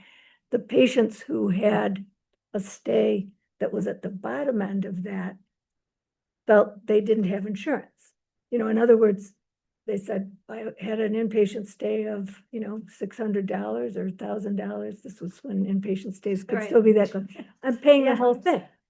Right. But the idea being that the move to cost share was to say it's going to be sort of proportional. And so I think I'm not looking to, discuss that further today, but I think getting some more feedback on that idea of a copay as we start to air this out and prepare for the cost trends hearing will be helpful, because I think it's a very constructive idea to simplify and address a number of the problems that we have. And I'm just interested in the practical realities of how that could affect patients, could affect the consumer, and who benefits from it and who might see that as actually a disproportionate cost. You know what I'm saying? Yeah. I think that's an important point. And I think I would want to emphasize that this model of consumer-friendly benefit design should be a choice for patients. There are some patients perhaps who maybe they have a high deductible health plan with a large health savings account that they are able, sort of with a larger income, to use as the tax advantages that come with that. Perhaps they work for an employer who's able to make generous contributions, and that's working for them. And I think that's, that we wouldn't say that should not be an option if that's what's working best for people, but that people in different circumstances may have different sort of priorities that work for them. Yeah, and what are the characteristics of a group or an individual who would want certain products and who would the simplified copay work for. That's why I think we could benefit from examining that a little further with. And I'll just say, I think that idea of choice speaks to Commissioner Mastrogiovanni's point earlier about how can we support the right types of information to make a good informed choice, where that's an option. And just to add in here too, Chair, I think, some of these modeling scenarios that we put forward are really kind of just to show that there are abilities to do this. I'm not necessarily saying we're proposing this is the health No, I plan understand. design. Yeah. But I will, from a personal perspective, even this idea of a fixed copayment for a primary care visit and the standard labs and imaging that goes with that, and what that is, Yeah. that seems to be an idea worth exploring. Absolutely. I think you're saying, where does moving away from a deductible or coinsurance make sense? Under what circumstances and how could that work? I understand, and not to the exclusion of other options. Dr. Cutler? So this is excellent. I mostly had a couple of questions just in no particular order. One is, you started off at the beginning, I can't remember if it was you or David, started off by talking about about the high rate of increase that the plans were expecting. We're seeing that at Harvard too. What we're being told at Harvard is that the biggest part of that is GLP-1 agonists. And I'm wondering if that's the case for the state, and to the extent it is, I'm looking at Matt, to the extent it is, thinking about innovative designs around GLP-1s, potentially pulling them out separately or something like that might make sense. So to the extent that it's in a particular set of categories. The second question I have is, one of the things that we had tried that was never as successful as we wanted was having insurers put their cost sharing information online where people can get it beforehand.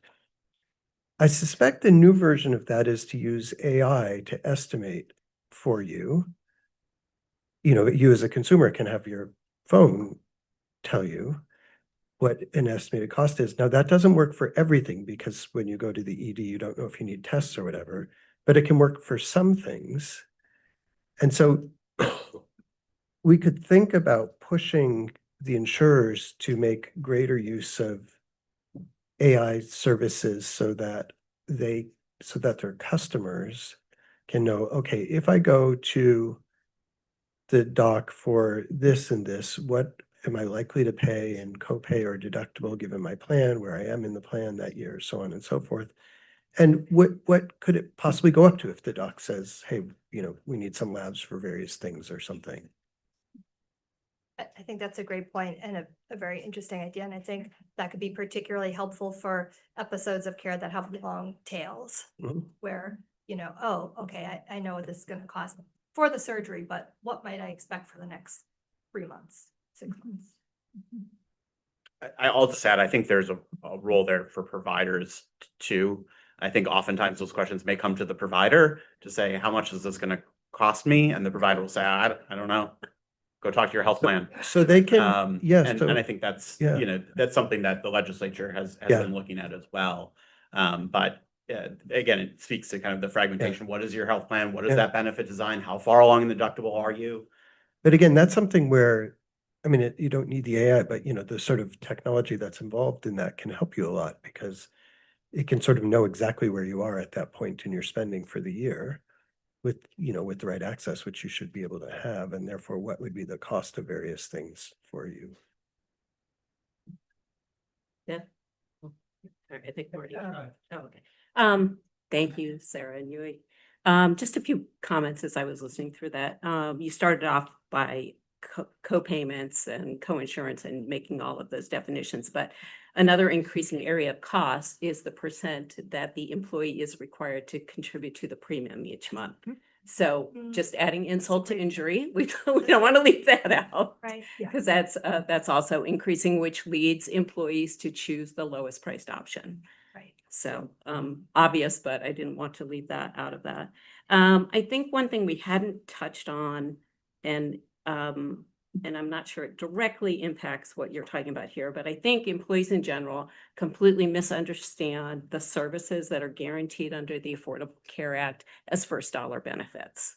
So back to the colonoscopy example, or, a mammogram, or whatever the case may be, employees have this vision that they have a high deductible plan and they can't afford anything. And so I think increased communication around first dollar benefits for preventive care and preventive services is very, very important and very underutilized in terms of communication, because those benefits are there and guaranteed for people.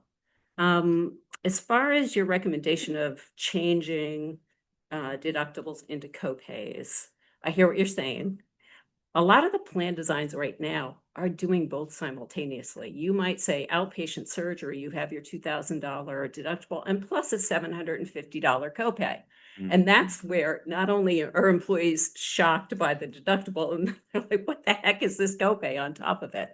So it's not one or the other, it's one and the other right now in terms of plan design. So that's what's out there in the market because it's driving the premium cost lower. And surprise, when you have your hip replaced, it's not a $2,000 deductible, it's almost a $3,000 deductible. Right. And I heartily endorse first dollar benefits for office visits. I think we've done enough research here to also see that if postponed care or care avoided or ignored ends up as ER care. And so I think that's the low hanging fruit. I think even if we started with something and it was just primary care visits with $0 copay, that would be huge, absolutely huge. Good point. It is tough to think about how that would work with the primary care shortage and access that exists, but I think the logic of it can't be disputed. Yeah. Sure. Marty? Oh, yes, Dana and then Marty.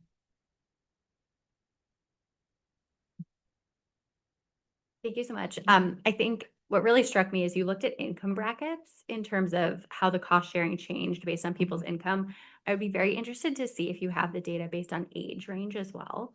I think in particular, as a parent of young kids, my kids are high utilizers of just all sorts of medical services. And so it would be interesting to see how that overlays with the cost sharing. And if you see it, I would imagine in young kids, you see a lot of burden on families in terms of cost sharing in that way too, in addition to as individuals get older, care becomes more complicated, you need more imaging or something like that to understand that you have more underlying conditions. And so I think that would be an interesting way to look at the data and see if there's anything in the benefit design space that could speak to that.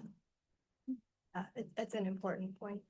And I think for younger children, the spending is in that primary care. And it's coming out of cold and flu season. I can speak to lab tests for those.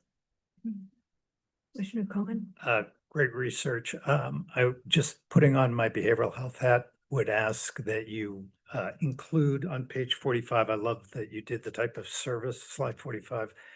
If we could also focus on behavioral health as a type of service, and particularly because we run the risk that federal parity laws may disappear, as well as the fact that probably the biggest out-of-pocket cost is for clinical services where the provider opts out of insurance coverage and people have to pay out of pocket. So I don't know if there's a way to capture that. Yeah. But it would be interested. Yeah, they're at the categories we have as they exist now.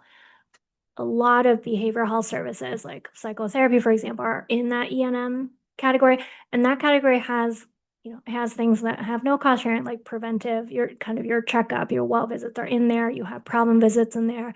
You have some behavioral health services in there. So certainly take your point. We could break those up into different categories. Great idea. Dr. Castillo? Thank you, and thank you for your report. I just wanted to say that we sometimes don't take the provider also into account. There are different providers who, for your bacterial vaginosis, may do multiple tests to figure out something else, and others may not do that.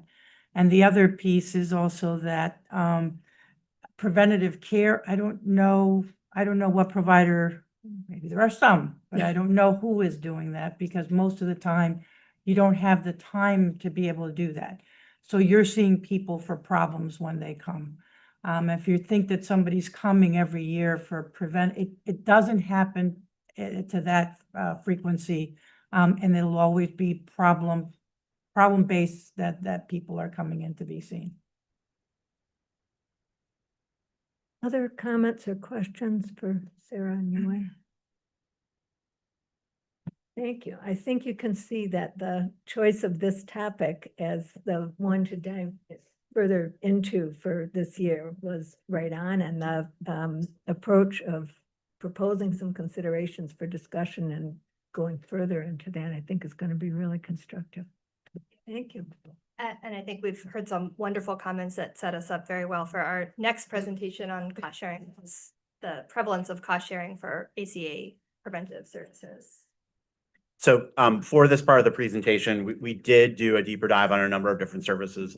In the interest of time, Dr. Albert's just going to focus on the preventive visits, I think speaking directly to the point you just made, Commissioner, about what we see in terms of the prevalence of problem-based visits. Great. Thank you so much. And good afternoon, commissioners. Through the slides. Great. So I'm Sasha Albert. I'm Associate Director on the research team. And this portion of our presentation will sort of do a deeper dive into an additional element of the challenge of cost sharing, which is persistent cost sharing for ACA preventive services. So as I'm sure we're all familiar, the Affordable Care Act since 2010 has required private commercial health plans to cover certain preventive services without patient cost sharing. As Sarah and Yue so masterfully demonstrated, cost sharing has been found to contribute to reduced use of health services, irrespective of the value of those services when it's applied across the board. So the idea of the preventive care mandate is to facilitate and encourage the use of high-value preventive care by exempting it from cost sharing. And the Affordable Care Act defines preventive services to be covered without cost sharing as those recommended by any of 4 institutions: the U.S. Preventive Service Task Force, Advisory Committee on Immunization Practices, the Bright Futures Project, and the Women's Preventive Services Initiative. Although the preventive care mandate has been associated with increased use of preventive services and reduced patient cost sharing, some recent research finds that an estimated 40% of preventive care visits in the U.S. continue to have cost sharing. That 40% figure includes things like cancer screenings or high blood pressure screenings, things that pretty straightforwardly should be fully covered. And we suggest that this cost sharing persists due to the fragmented system in which the preventive care mandate is being implemented. Providers face substantial payer variation in preventive service billing requirements because each payer determines how to operationalize the preventive care mandate for its own coverage. Federal guidelines around the mandate have also changed over time, both with the introduction of new medications and as new research comes out, and also because the federal government has continually issued clarifications about the mandate over the last decade or so. So fully implementing the mandate requires payers and providers to be up to date on the latest state and federal guidance, for payers to clearly communicate their coding requirements to providers, and providers to bill correctly for each service, for each payer, each time it's provided. And all of that represents opportunities for confusion, error, miscommunication, and the continued application of cost sharing. And on top of all of this, there are, of course, some situations where the ACA, in fact, does allow cost sharing for preventive services, things like, a branded medication where a generic is fully covered. So the mandate is not as straightforward or as predictable as it may appear on paper.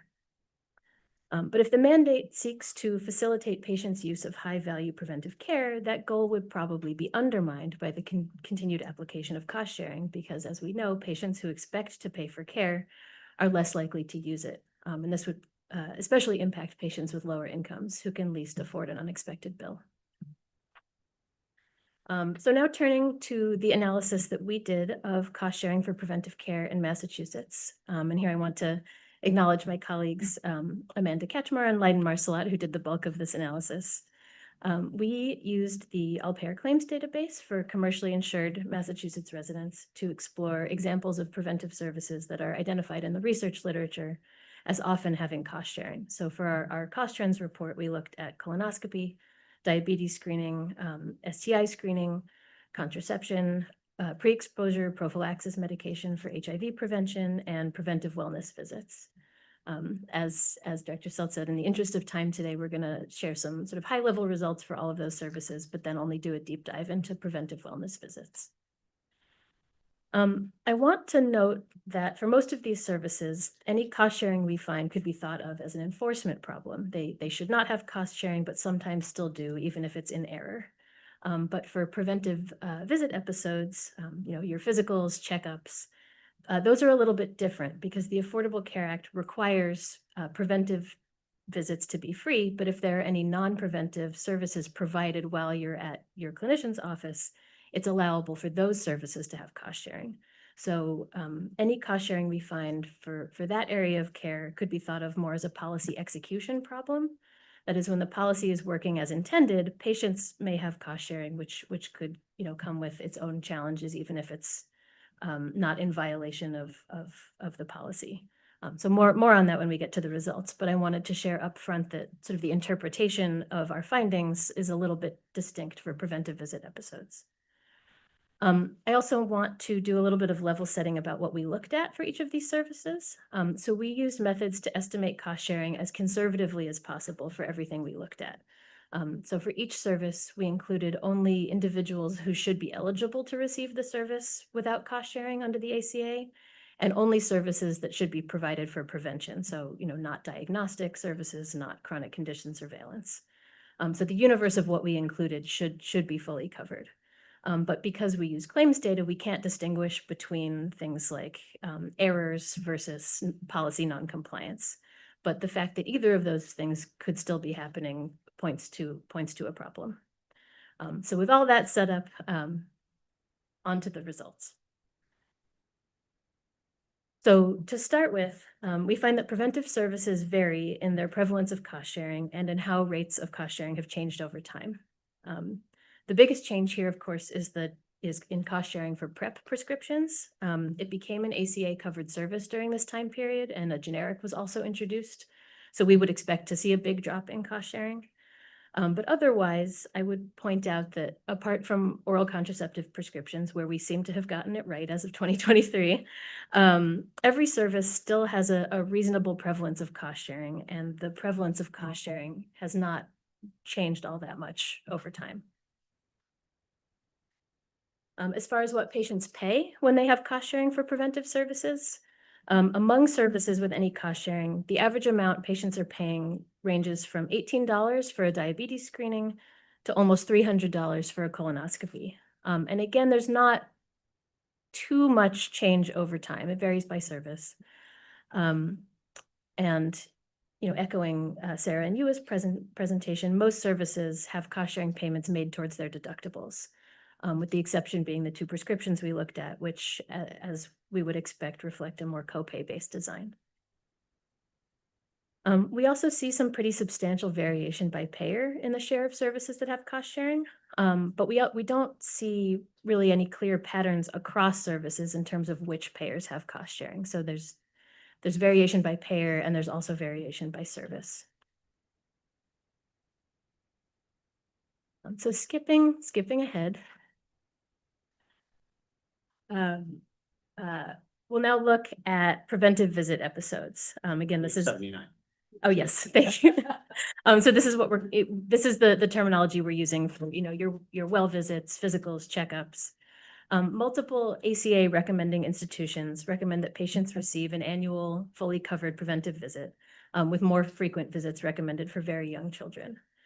But as we've noted, during the preventive visit episode, a patient can receive services that are not covered preventive services, and it's permissible for them to be charged cost sharing for that care. If a patient goes in for their annual checkup and brings up a health concern, their provider performs an exam, maybe orders a lab, the patient, the provider can bill separately for a problem-based visit at the same time, for which cost sharing can apply. And then cost sharing, of course, could apply to the lab. So for this analysis, we explored cost sharing for all services that happen sort of during the preventive visit episode. So we find that about 30% of preventive visit episodes have cost sharing, and that when patients do have cost sharing, they pay about $75 on average, mostly due to payments towards their deductibles. We also find that rates of preventive visit episode cost sharing vary by payer, ranging from 18% of visits covered by Health New England to 44% of visits covered by United. And there's also a fair amount of variation in what patients pay when they have cost sharing, from an average of $50 for care covered by Health New England to an average of $107 for care covered by Mass General Brigham Health Plan. So getting into the variety of services that may be provided during this episode of care. When patients do have cost sharing, the cost sharing is largely related to services other than the preventive visit itself that occur, while they're at their appointment. So here we see the prevalence of common items that are billed as part of patient's preventive visit episode, with the light blue portion of the bars showing the share of those services that have cost sharing. So when patients are billed for a problem-based visit as part of their preventive episode, the second bar from the left, it's not super common. This is about 15% of episodes in 2023. But that problem-based visit will have cost sharing 87% of the time. So if you bring up a problem during your preventive visit, you're probably going to pay a copay for it. But the most frequently occurring source of cost sharing during preventive visit episodes is labs and tests, which occur as part of almost half of preventive visit episodes and have cost sharing about a third of the time. And again, this cost sharing is allowed under the ACA, but I would suggest that it might sort of undermine the goal of having a fully covered annual checkup and may sort of throw a little bit of a wrench into the longitudinal patient-provider relationship you're supposed to have in primary care. Because part of the goal of requiring a free annual checkup is for providers to have a complete picture of your health so they can address issues in a timely way. And if a patient receives an unexpected bill when they bring up health concerns, that can both undermine their trust that preventive care will actually be free as they expect it to be, but also sort of undermines the reasons we want them to be having these annual visits if they're financially on the hook for doing what they're supposed to be doing when they're at their doctor's office. And as one might expect, this happens more frequently for patients with chronic conditions than patients without, which is a sort of exacerbated version of this challenge. So just to wrap up this portion of the presentation, our results indicate that cost sharing for Affordable Care Act preventive services remains reasonably common in Massachusetts. Apart from oral contraceptive prescriptions, everything we explored had some amount of cost sharing, and the prevalence of cost sharing was fairly steady over time, which suggests that some amount of cost sharing for preventive care is our current baseline. This is not a Massachusetts specific problem. We've cited some national literature showing this happens everywhere, but this is the scale at which we see it here. There are many reasons this may be happening. Variation among payers, frequently updated federal guidance that must be implemented into payment policy, the possibility of provider coding errors. And we would suggest that variation in payer coding requirements not only increases the complexity of billing, but also increases the chance of errors that would then result in patients paying cost sharing.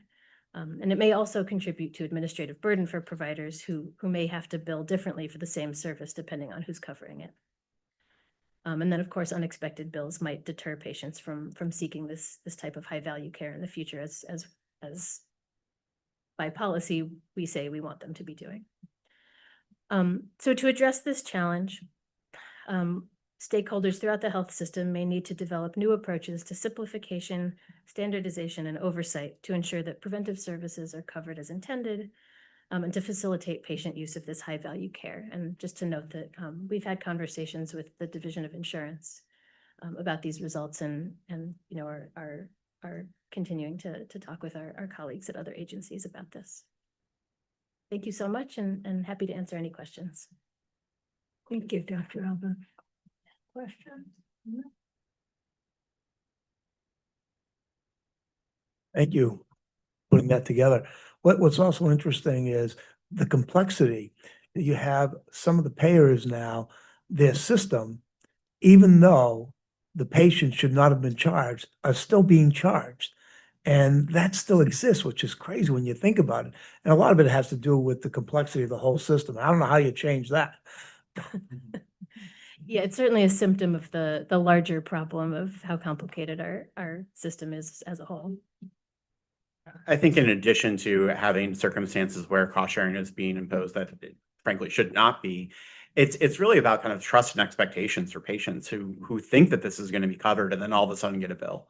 And, anecdotally, I have heard of patients who, get this bill from their health plan and say, this should have been, I thought this was a preventive visit, totally covered. Why am I getting this bill?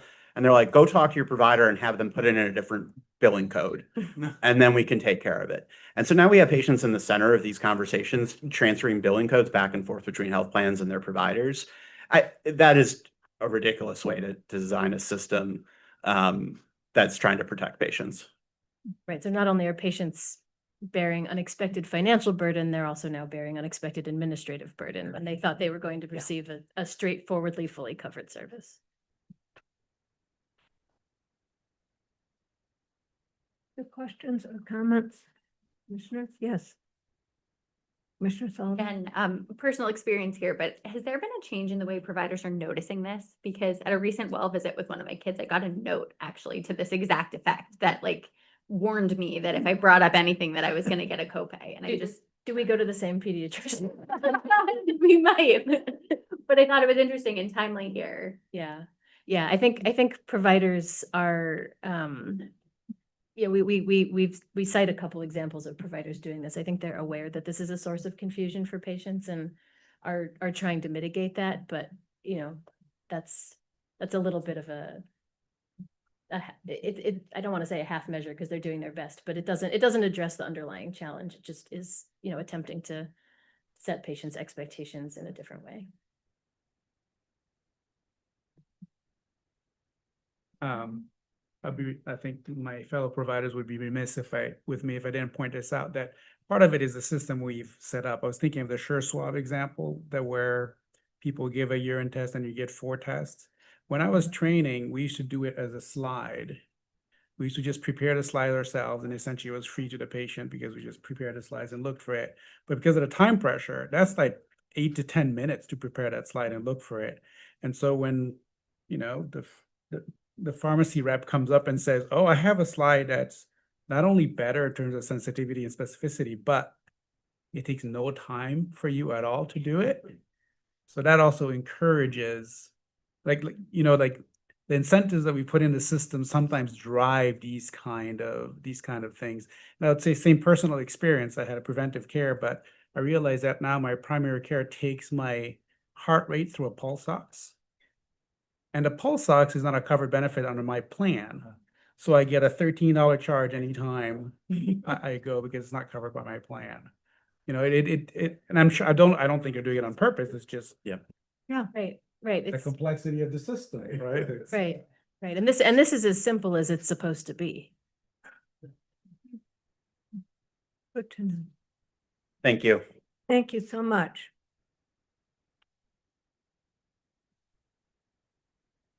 So we'll now turn to our next agenda item, reviewing the market of transactions.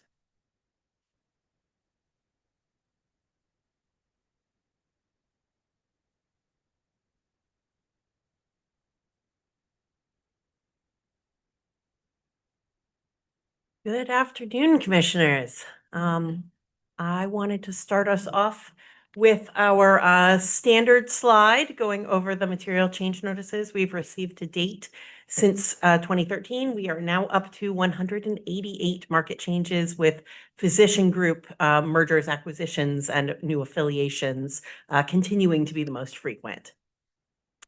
And since our last board meeting, we've completed review of 2 notices of material change. As you see noted up top, we reviewed the proposed acquisition of oncology testing business of BioReference Health which is a New Jersey-based subsidiary of the for-profit OPKO Health that operates 10 laboratory facilities nationally, by the Laboratory Corporation of America Holdings, Inc., otherwise known as LabCorp, which is a publicly traded multinational provider of laboratory services. In our preliminary examination, we found limited potential for spending impacts in connection with this transaction, given that the Massachusetts portion of this oncology testing business being acquired by LabCorp is relatively small. We did not review any evidence indicating that this transaction was likely to negatively impact either access or quality of care. Second, I want to go through this one in a little bit more depth.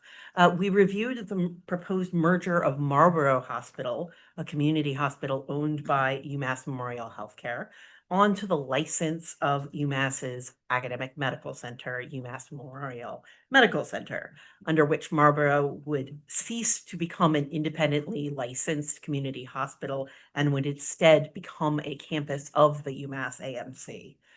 So the next few slides go through those findings in a little more detail.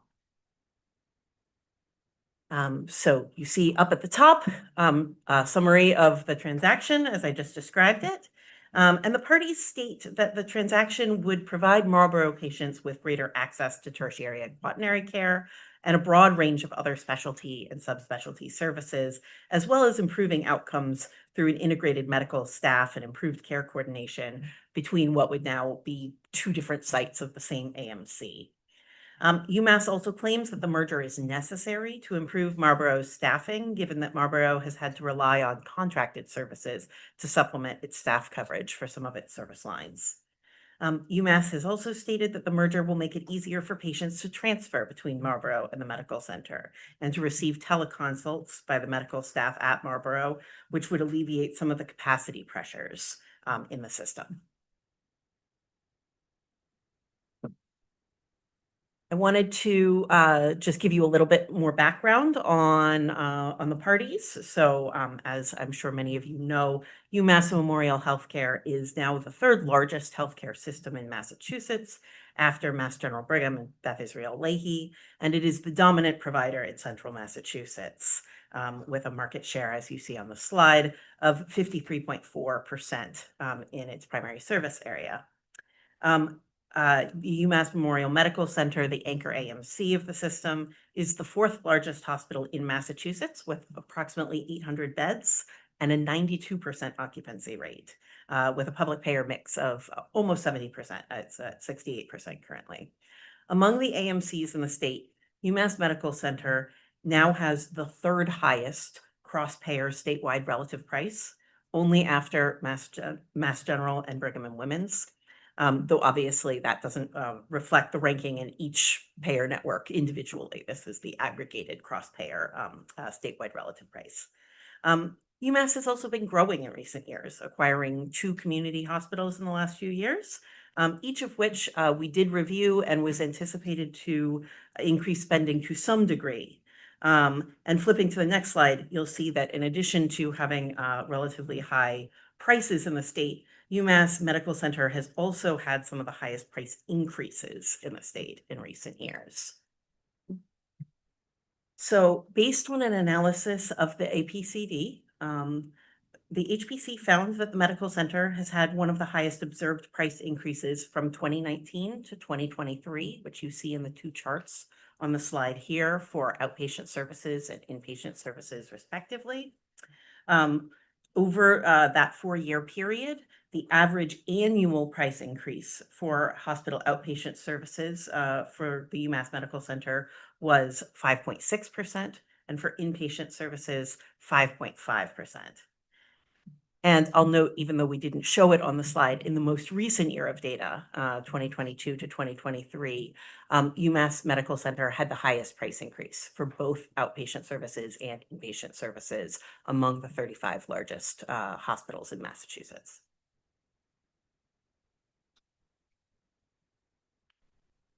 Moving on to Marlborough.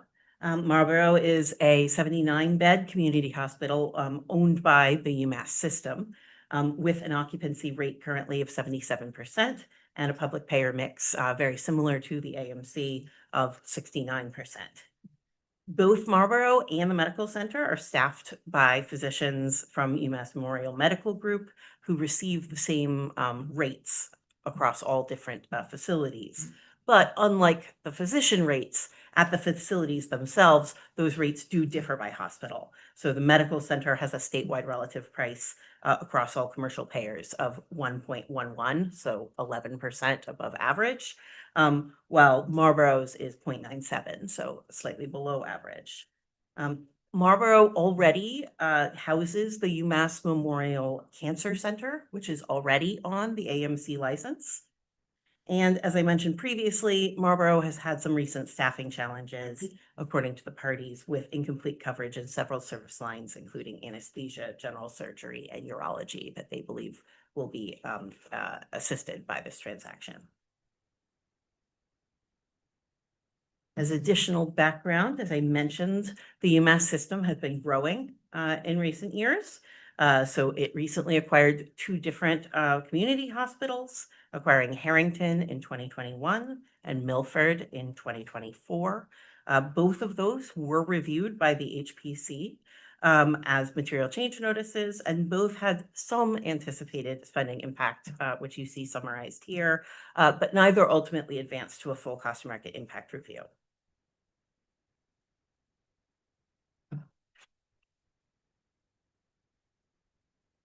Returning to this specific transaction, though, in our preliminary examination, we found that the merger of Marlborough onto the medical center's license would be likely to result in an annual spending impact of approximately $5 to $6.7 million if Marlborough were to receive rates comparable to that of the academic medical center, either under current payer contracts or as a result of future rate negotiations. We did provide these findings to UMass, and it stated that it is committed to working in good faith with all commercial payers to address any questions or concerns they have related to the merger, including addressing concerns about any pricing impact in the ordinary course of its contract negotiations. We did also find that there was a potential of savings that could offset some of the spending impact, particularly due to the avoided costs for transfers. For example, once these hospitals are on the same license, ambulance transfers between Marlborough and the UMass AMC would no longer be paid by payers or patients, but by the UMass system itself. So when we do the math for that, that would be a savings based on previous year's transfer rates of around $600,000 to $2 million annually. That would be savings to payers and patients. The merger may also improve access to services by allowing patients and staff to more easily shift between the medical center and Marlborough. That's obviously one of the core goals that the parties put forth for this, which would help to alleviate staffing challenges at Marlborough, as well as capacity constraints at the medical center, which, as noted, the medical center has had an occupancy rate of around 92%, whereas Marlborough has been more around 77%. Balancing all of these considerations, the HPC ultimately elected not to do a cost to market impact review of this particular transaction, but we do expect to continue to closely monitor UMass's actions in the market, including its pricing going forward. I also wanted to note that the UMass Marlborough transaction also required the filing of a determination of need application, and DPH's review of that application is ongoing. As a party of record to the determination of need process, the HPC submitted a letter to the Department of Public Health on April 11th, commenting that the HPC was reviewing the transaction and it was likely to have some spending impact, and that the HPC would make its findings available to DPH once our review was complete. At this point, now that our review is complete, our findings described above may be considered by DPH in its review. We also wanted to highlight that UMass filed a related DON application in March to add proton therapy services at the Cancer Center at Marlborough, which, as I mentioned, is already under the UMass AMC license. That has an estimated cost of $53.6 million which is candidly a pretty significant capital expenditure by an organization that has been seeking high price increases on the basis that they're necessary to support its ongoing operations. And while we did not submit a public comment on that application, we did want to note a few things here. First, while MGH is the only Massachusetts provider with proton therapy services currently, others are already being developed in both Rhode Island and Connecticut. And while the application states that UMass's proton therapy will be lower cost than MGH's service, proton beam therapy itself is substantially higher cost than traditional radiation. And to date, the clinical applications of proton therapy have been relatively limited, raising real questions about the need for those services at Marlborough. We do expect that DPH will address those issues in its review. And finally, while UMass's proton beam therapy service did not require a material change notice to the HPC when this was proposed in March, we did want to note that under the new law and under the new guidance, which took effect on April 8th, proposals such as this will be noticed to the HPC in the future. And I will pause there in case there are any questions on the UMass Marlborough review. Just a comment.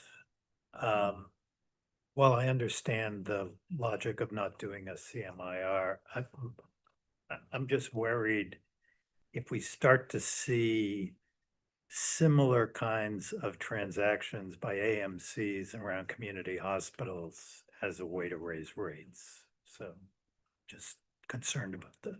Yeah. Related question, I think my thoughts were going in the same direction.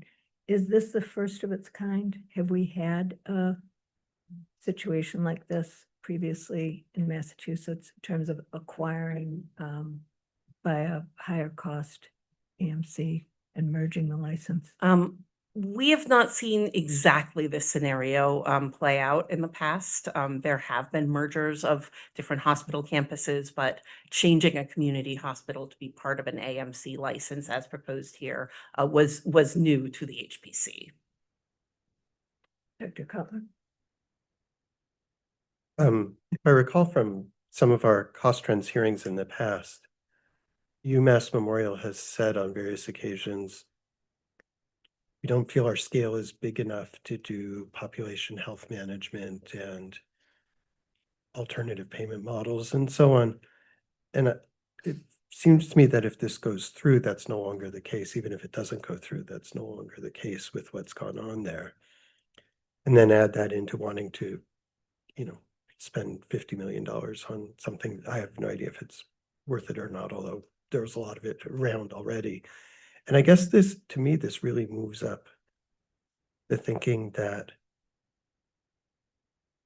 UMass is sufficiently big that we ought to be the commission ought to be paying a lot of attention to what's going on and maybe do some retrospectives on the two prior acquisitions, see what happened with that, do some more pushing on some of the payment models and so on, because it's really, these price increases are really just extremely big for people who need care in central Massachusetts, and it's not easy for people to take that. Thank you. Well taken, that it's not any one of the individual steps that UMass is taking to innovate and restructure. It's the cumulative effect, and that none of the innovations are moving in the direction of decreasing cost or keeping cost stable. They're each one increasing a cost that's already on the high end, as you've pointed, handing the decision on this particular proposal. I would second the concern about the overall cost now of UMass and increasing that. Thank you. Any other?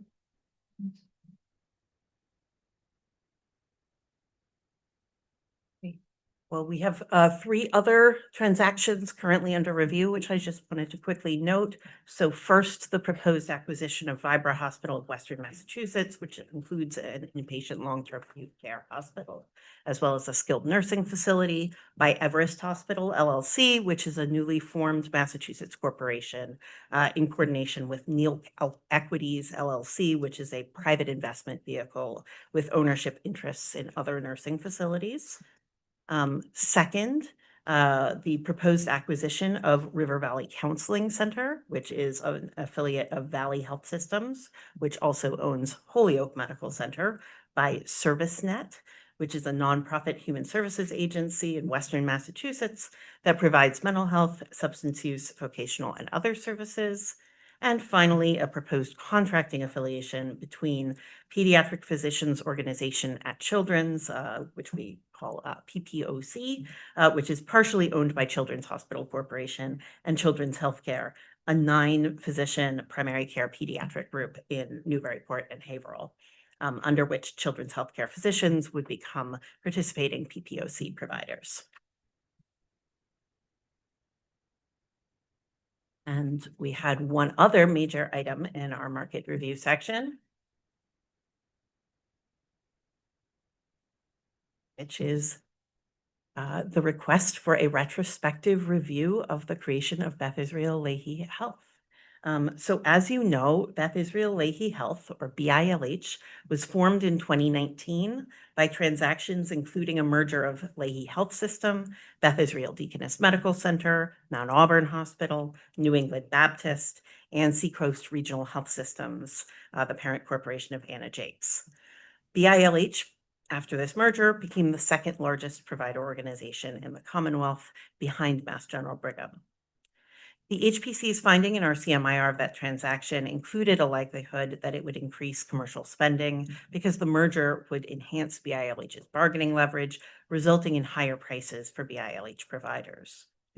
However, we also found that BILH's expected savings from more efficient care delivery, as well as potential benefits to quality of care and equitable access, would depend to a significant extent on BILH's actions following the transaction.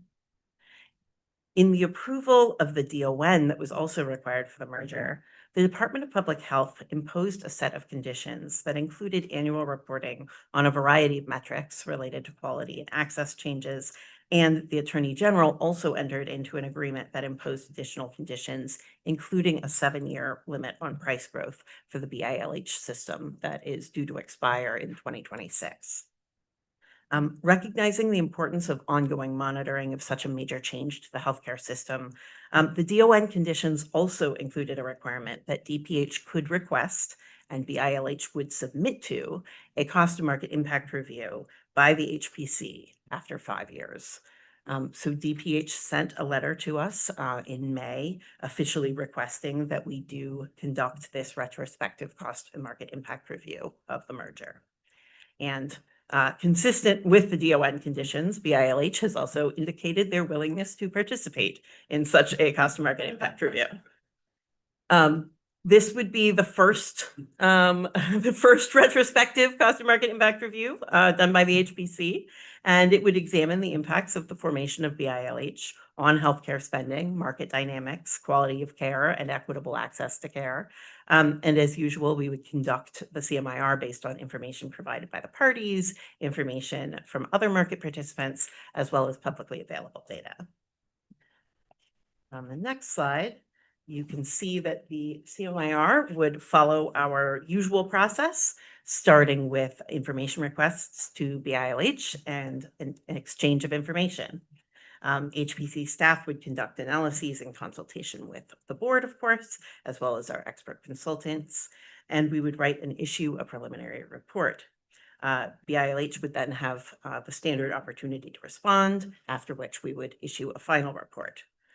That final report would be publicly available, including to our sister agencies, both the Department of Public Health and the Attorney General in particular, which both have their own ongoing monitoring of BILH's commitments, and they would determine how to use that HPC report and how that would interact with that ongoing monitoring. As with other CMIRs, the timeline for review would be 185 days, with additional time often being required for parties to comply with information requests, which would be added to that timeline as well. The timeline would start when we issue the formal initiation notice and information requests to the ILH, which we expect to do at the end of the month, if so authorized by the board right now to proceed with this plan. So I want to pause here before turning to a vote to see if there are any questions or comments on this proposal to do our first retrospective cost market impact review. Thank you. Any questions before we vote? I mean, it's a slightly different vote than our usual CMIR vote because this is a request of us by the DPH. So what we're really doing is formally receiving and confirming that request. Any questions?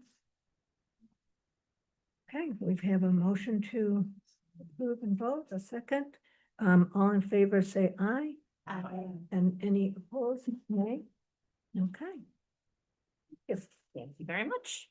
Just pause for 1 minute and ask whether we should hold on the report for Mass Up Yes. and give it its Yeah. full hearing it. You're one step ahead of us, Oh, great. Madam Chair. The next section of our agenda was to go through evaluation results from our Mass Up, Moving Massachusetts Upstream investment program. These are really important and really interesting.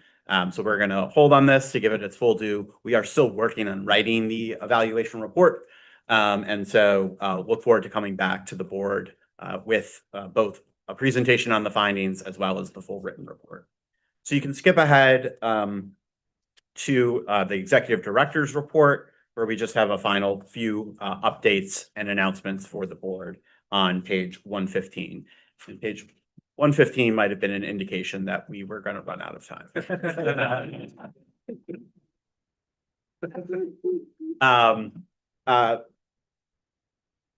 Very briefly, I just want to highlight the fact that we at the Health Policy Commission are co-chairing two important task forces.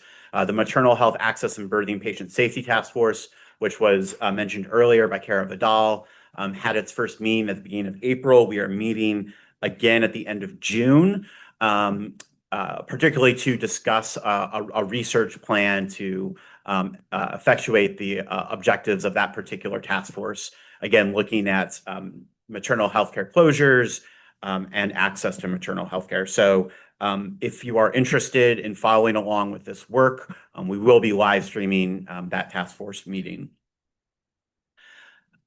Similarly, the HPC is proud to co-chair the Primary Care Access Delivery and Payment Task Force with Undersecretary Mahania. We have had a full task force meeting as well as our first work group meeting. At the first task force meeting, we discussed the opportunity to have two work groups to dive deeper into specific issues and charges of the task force. And so we've set up a data and research work group and a workforce work group. The data and research work group is focused on defining primary care services codes and providers for the purposes of being able to measure primary care spending and ultimately to set a primary care spending target for increasing investment into primary care. That task force work group will also be working on data and reporting requirements necessary to monitor the flow of dollars to primary care. The workforce work group is having its first meeting very soon, as shown on the slide at the end of this presentation. That will be a virtual meeting. Again, we are live streaming all of these meetings. The workforce work group, excuse me, is going to be focusing on three specific deliverables as contemplated in the legislative language.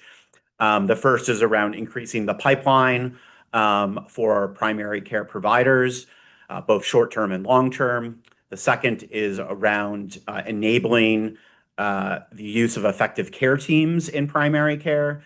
And the third is focused on improving the working conditions for primary care providers and staff. And so there's a lot to go into each of those topics. And so we expect that that workforce work group will be meeting regularly over the next 6 to 8 months to dive deeper into each of those topics. All at the same time, we are continuing to have the full task force meet to also discuss additional topics. The next full task force meeting is coming up soon and will include a presentation from Chris Kohler, who's the president and CEO of the Milbank Foundation. And we'll be talking about how Rhode Island and now other states have implemented a primary care spending target, and what are some of the design choices and impacts that states have wrestled with and recognized through that process. With that, I'm happy to turn it over to our Chief of Staff, Anna Klumak, for some additional announcements. Thank you. All right, I will make this very speedy. We'll do a lightning round update, but since it is our June board meeting, wanted to just remind everybody that this week, in addition to welcoming our new OPA director, we also got to welcome our summer fellowship cohort. So each summer, the HPC does a 10-week summer fellowship program. We have graduate students joining us while they are enrolled in a master's, PhD, law, or medical program. So this summer we have 10 fellows joining us. They're here with us right now. We're very excited. This is their first week. We started them off with a bang with a board meeting their first week. And we're very excited. So each of them are embedded within one of the HPC's departments or new offices, and we'll be supporting both the work of each of those departments and offices, as well as an individual project that they see through from start to finish over the course of the 10-week summer program. So we're very excited to have our summer fellows joining us. Thank you. And we look forward to having them get a little bit better acquainted with the work of the HPC over the next few weeks. The last update that I have is that next week is the Academy Health Annual Research Meeting. The HPC has a number of submissions that have been accepted at the annual research meeting, and so we're very excited to send a number of our staff to DC next week to represent some of the research projects. So these, there's a number of posters that have been accepted here, and they will all be available on the HPC's website after the conference. So congratulations to all of our staff for their work on those conference submissions. It's a competitive process, so it's exciting to get a number of those accepted each year. That's it for me. Thank you. Thank you, Hannah. Thank you to the HPC board for a great meeting today. We are planning to have our next HPC board meeting at the end of July. Hopefully see you then. Thank you so much, and we are officially adjourned.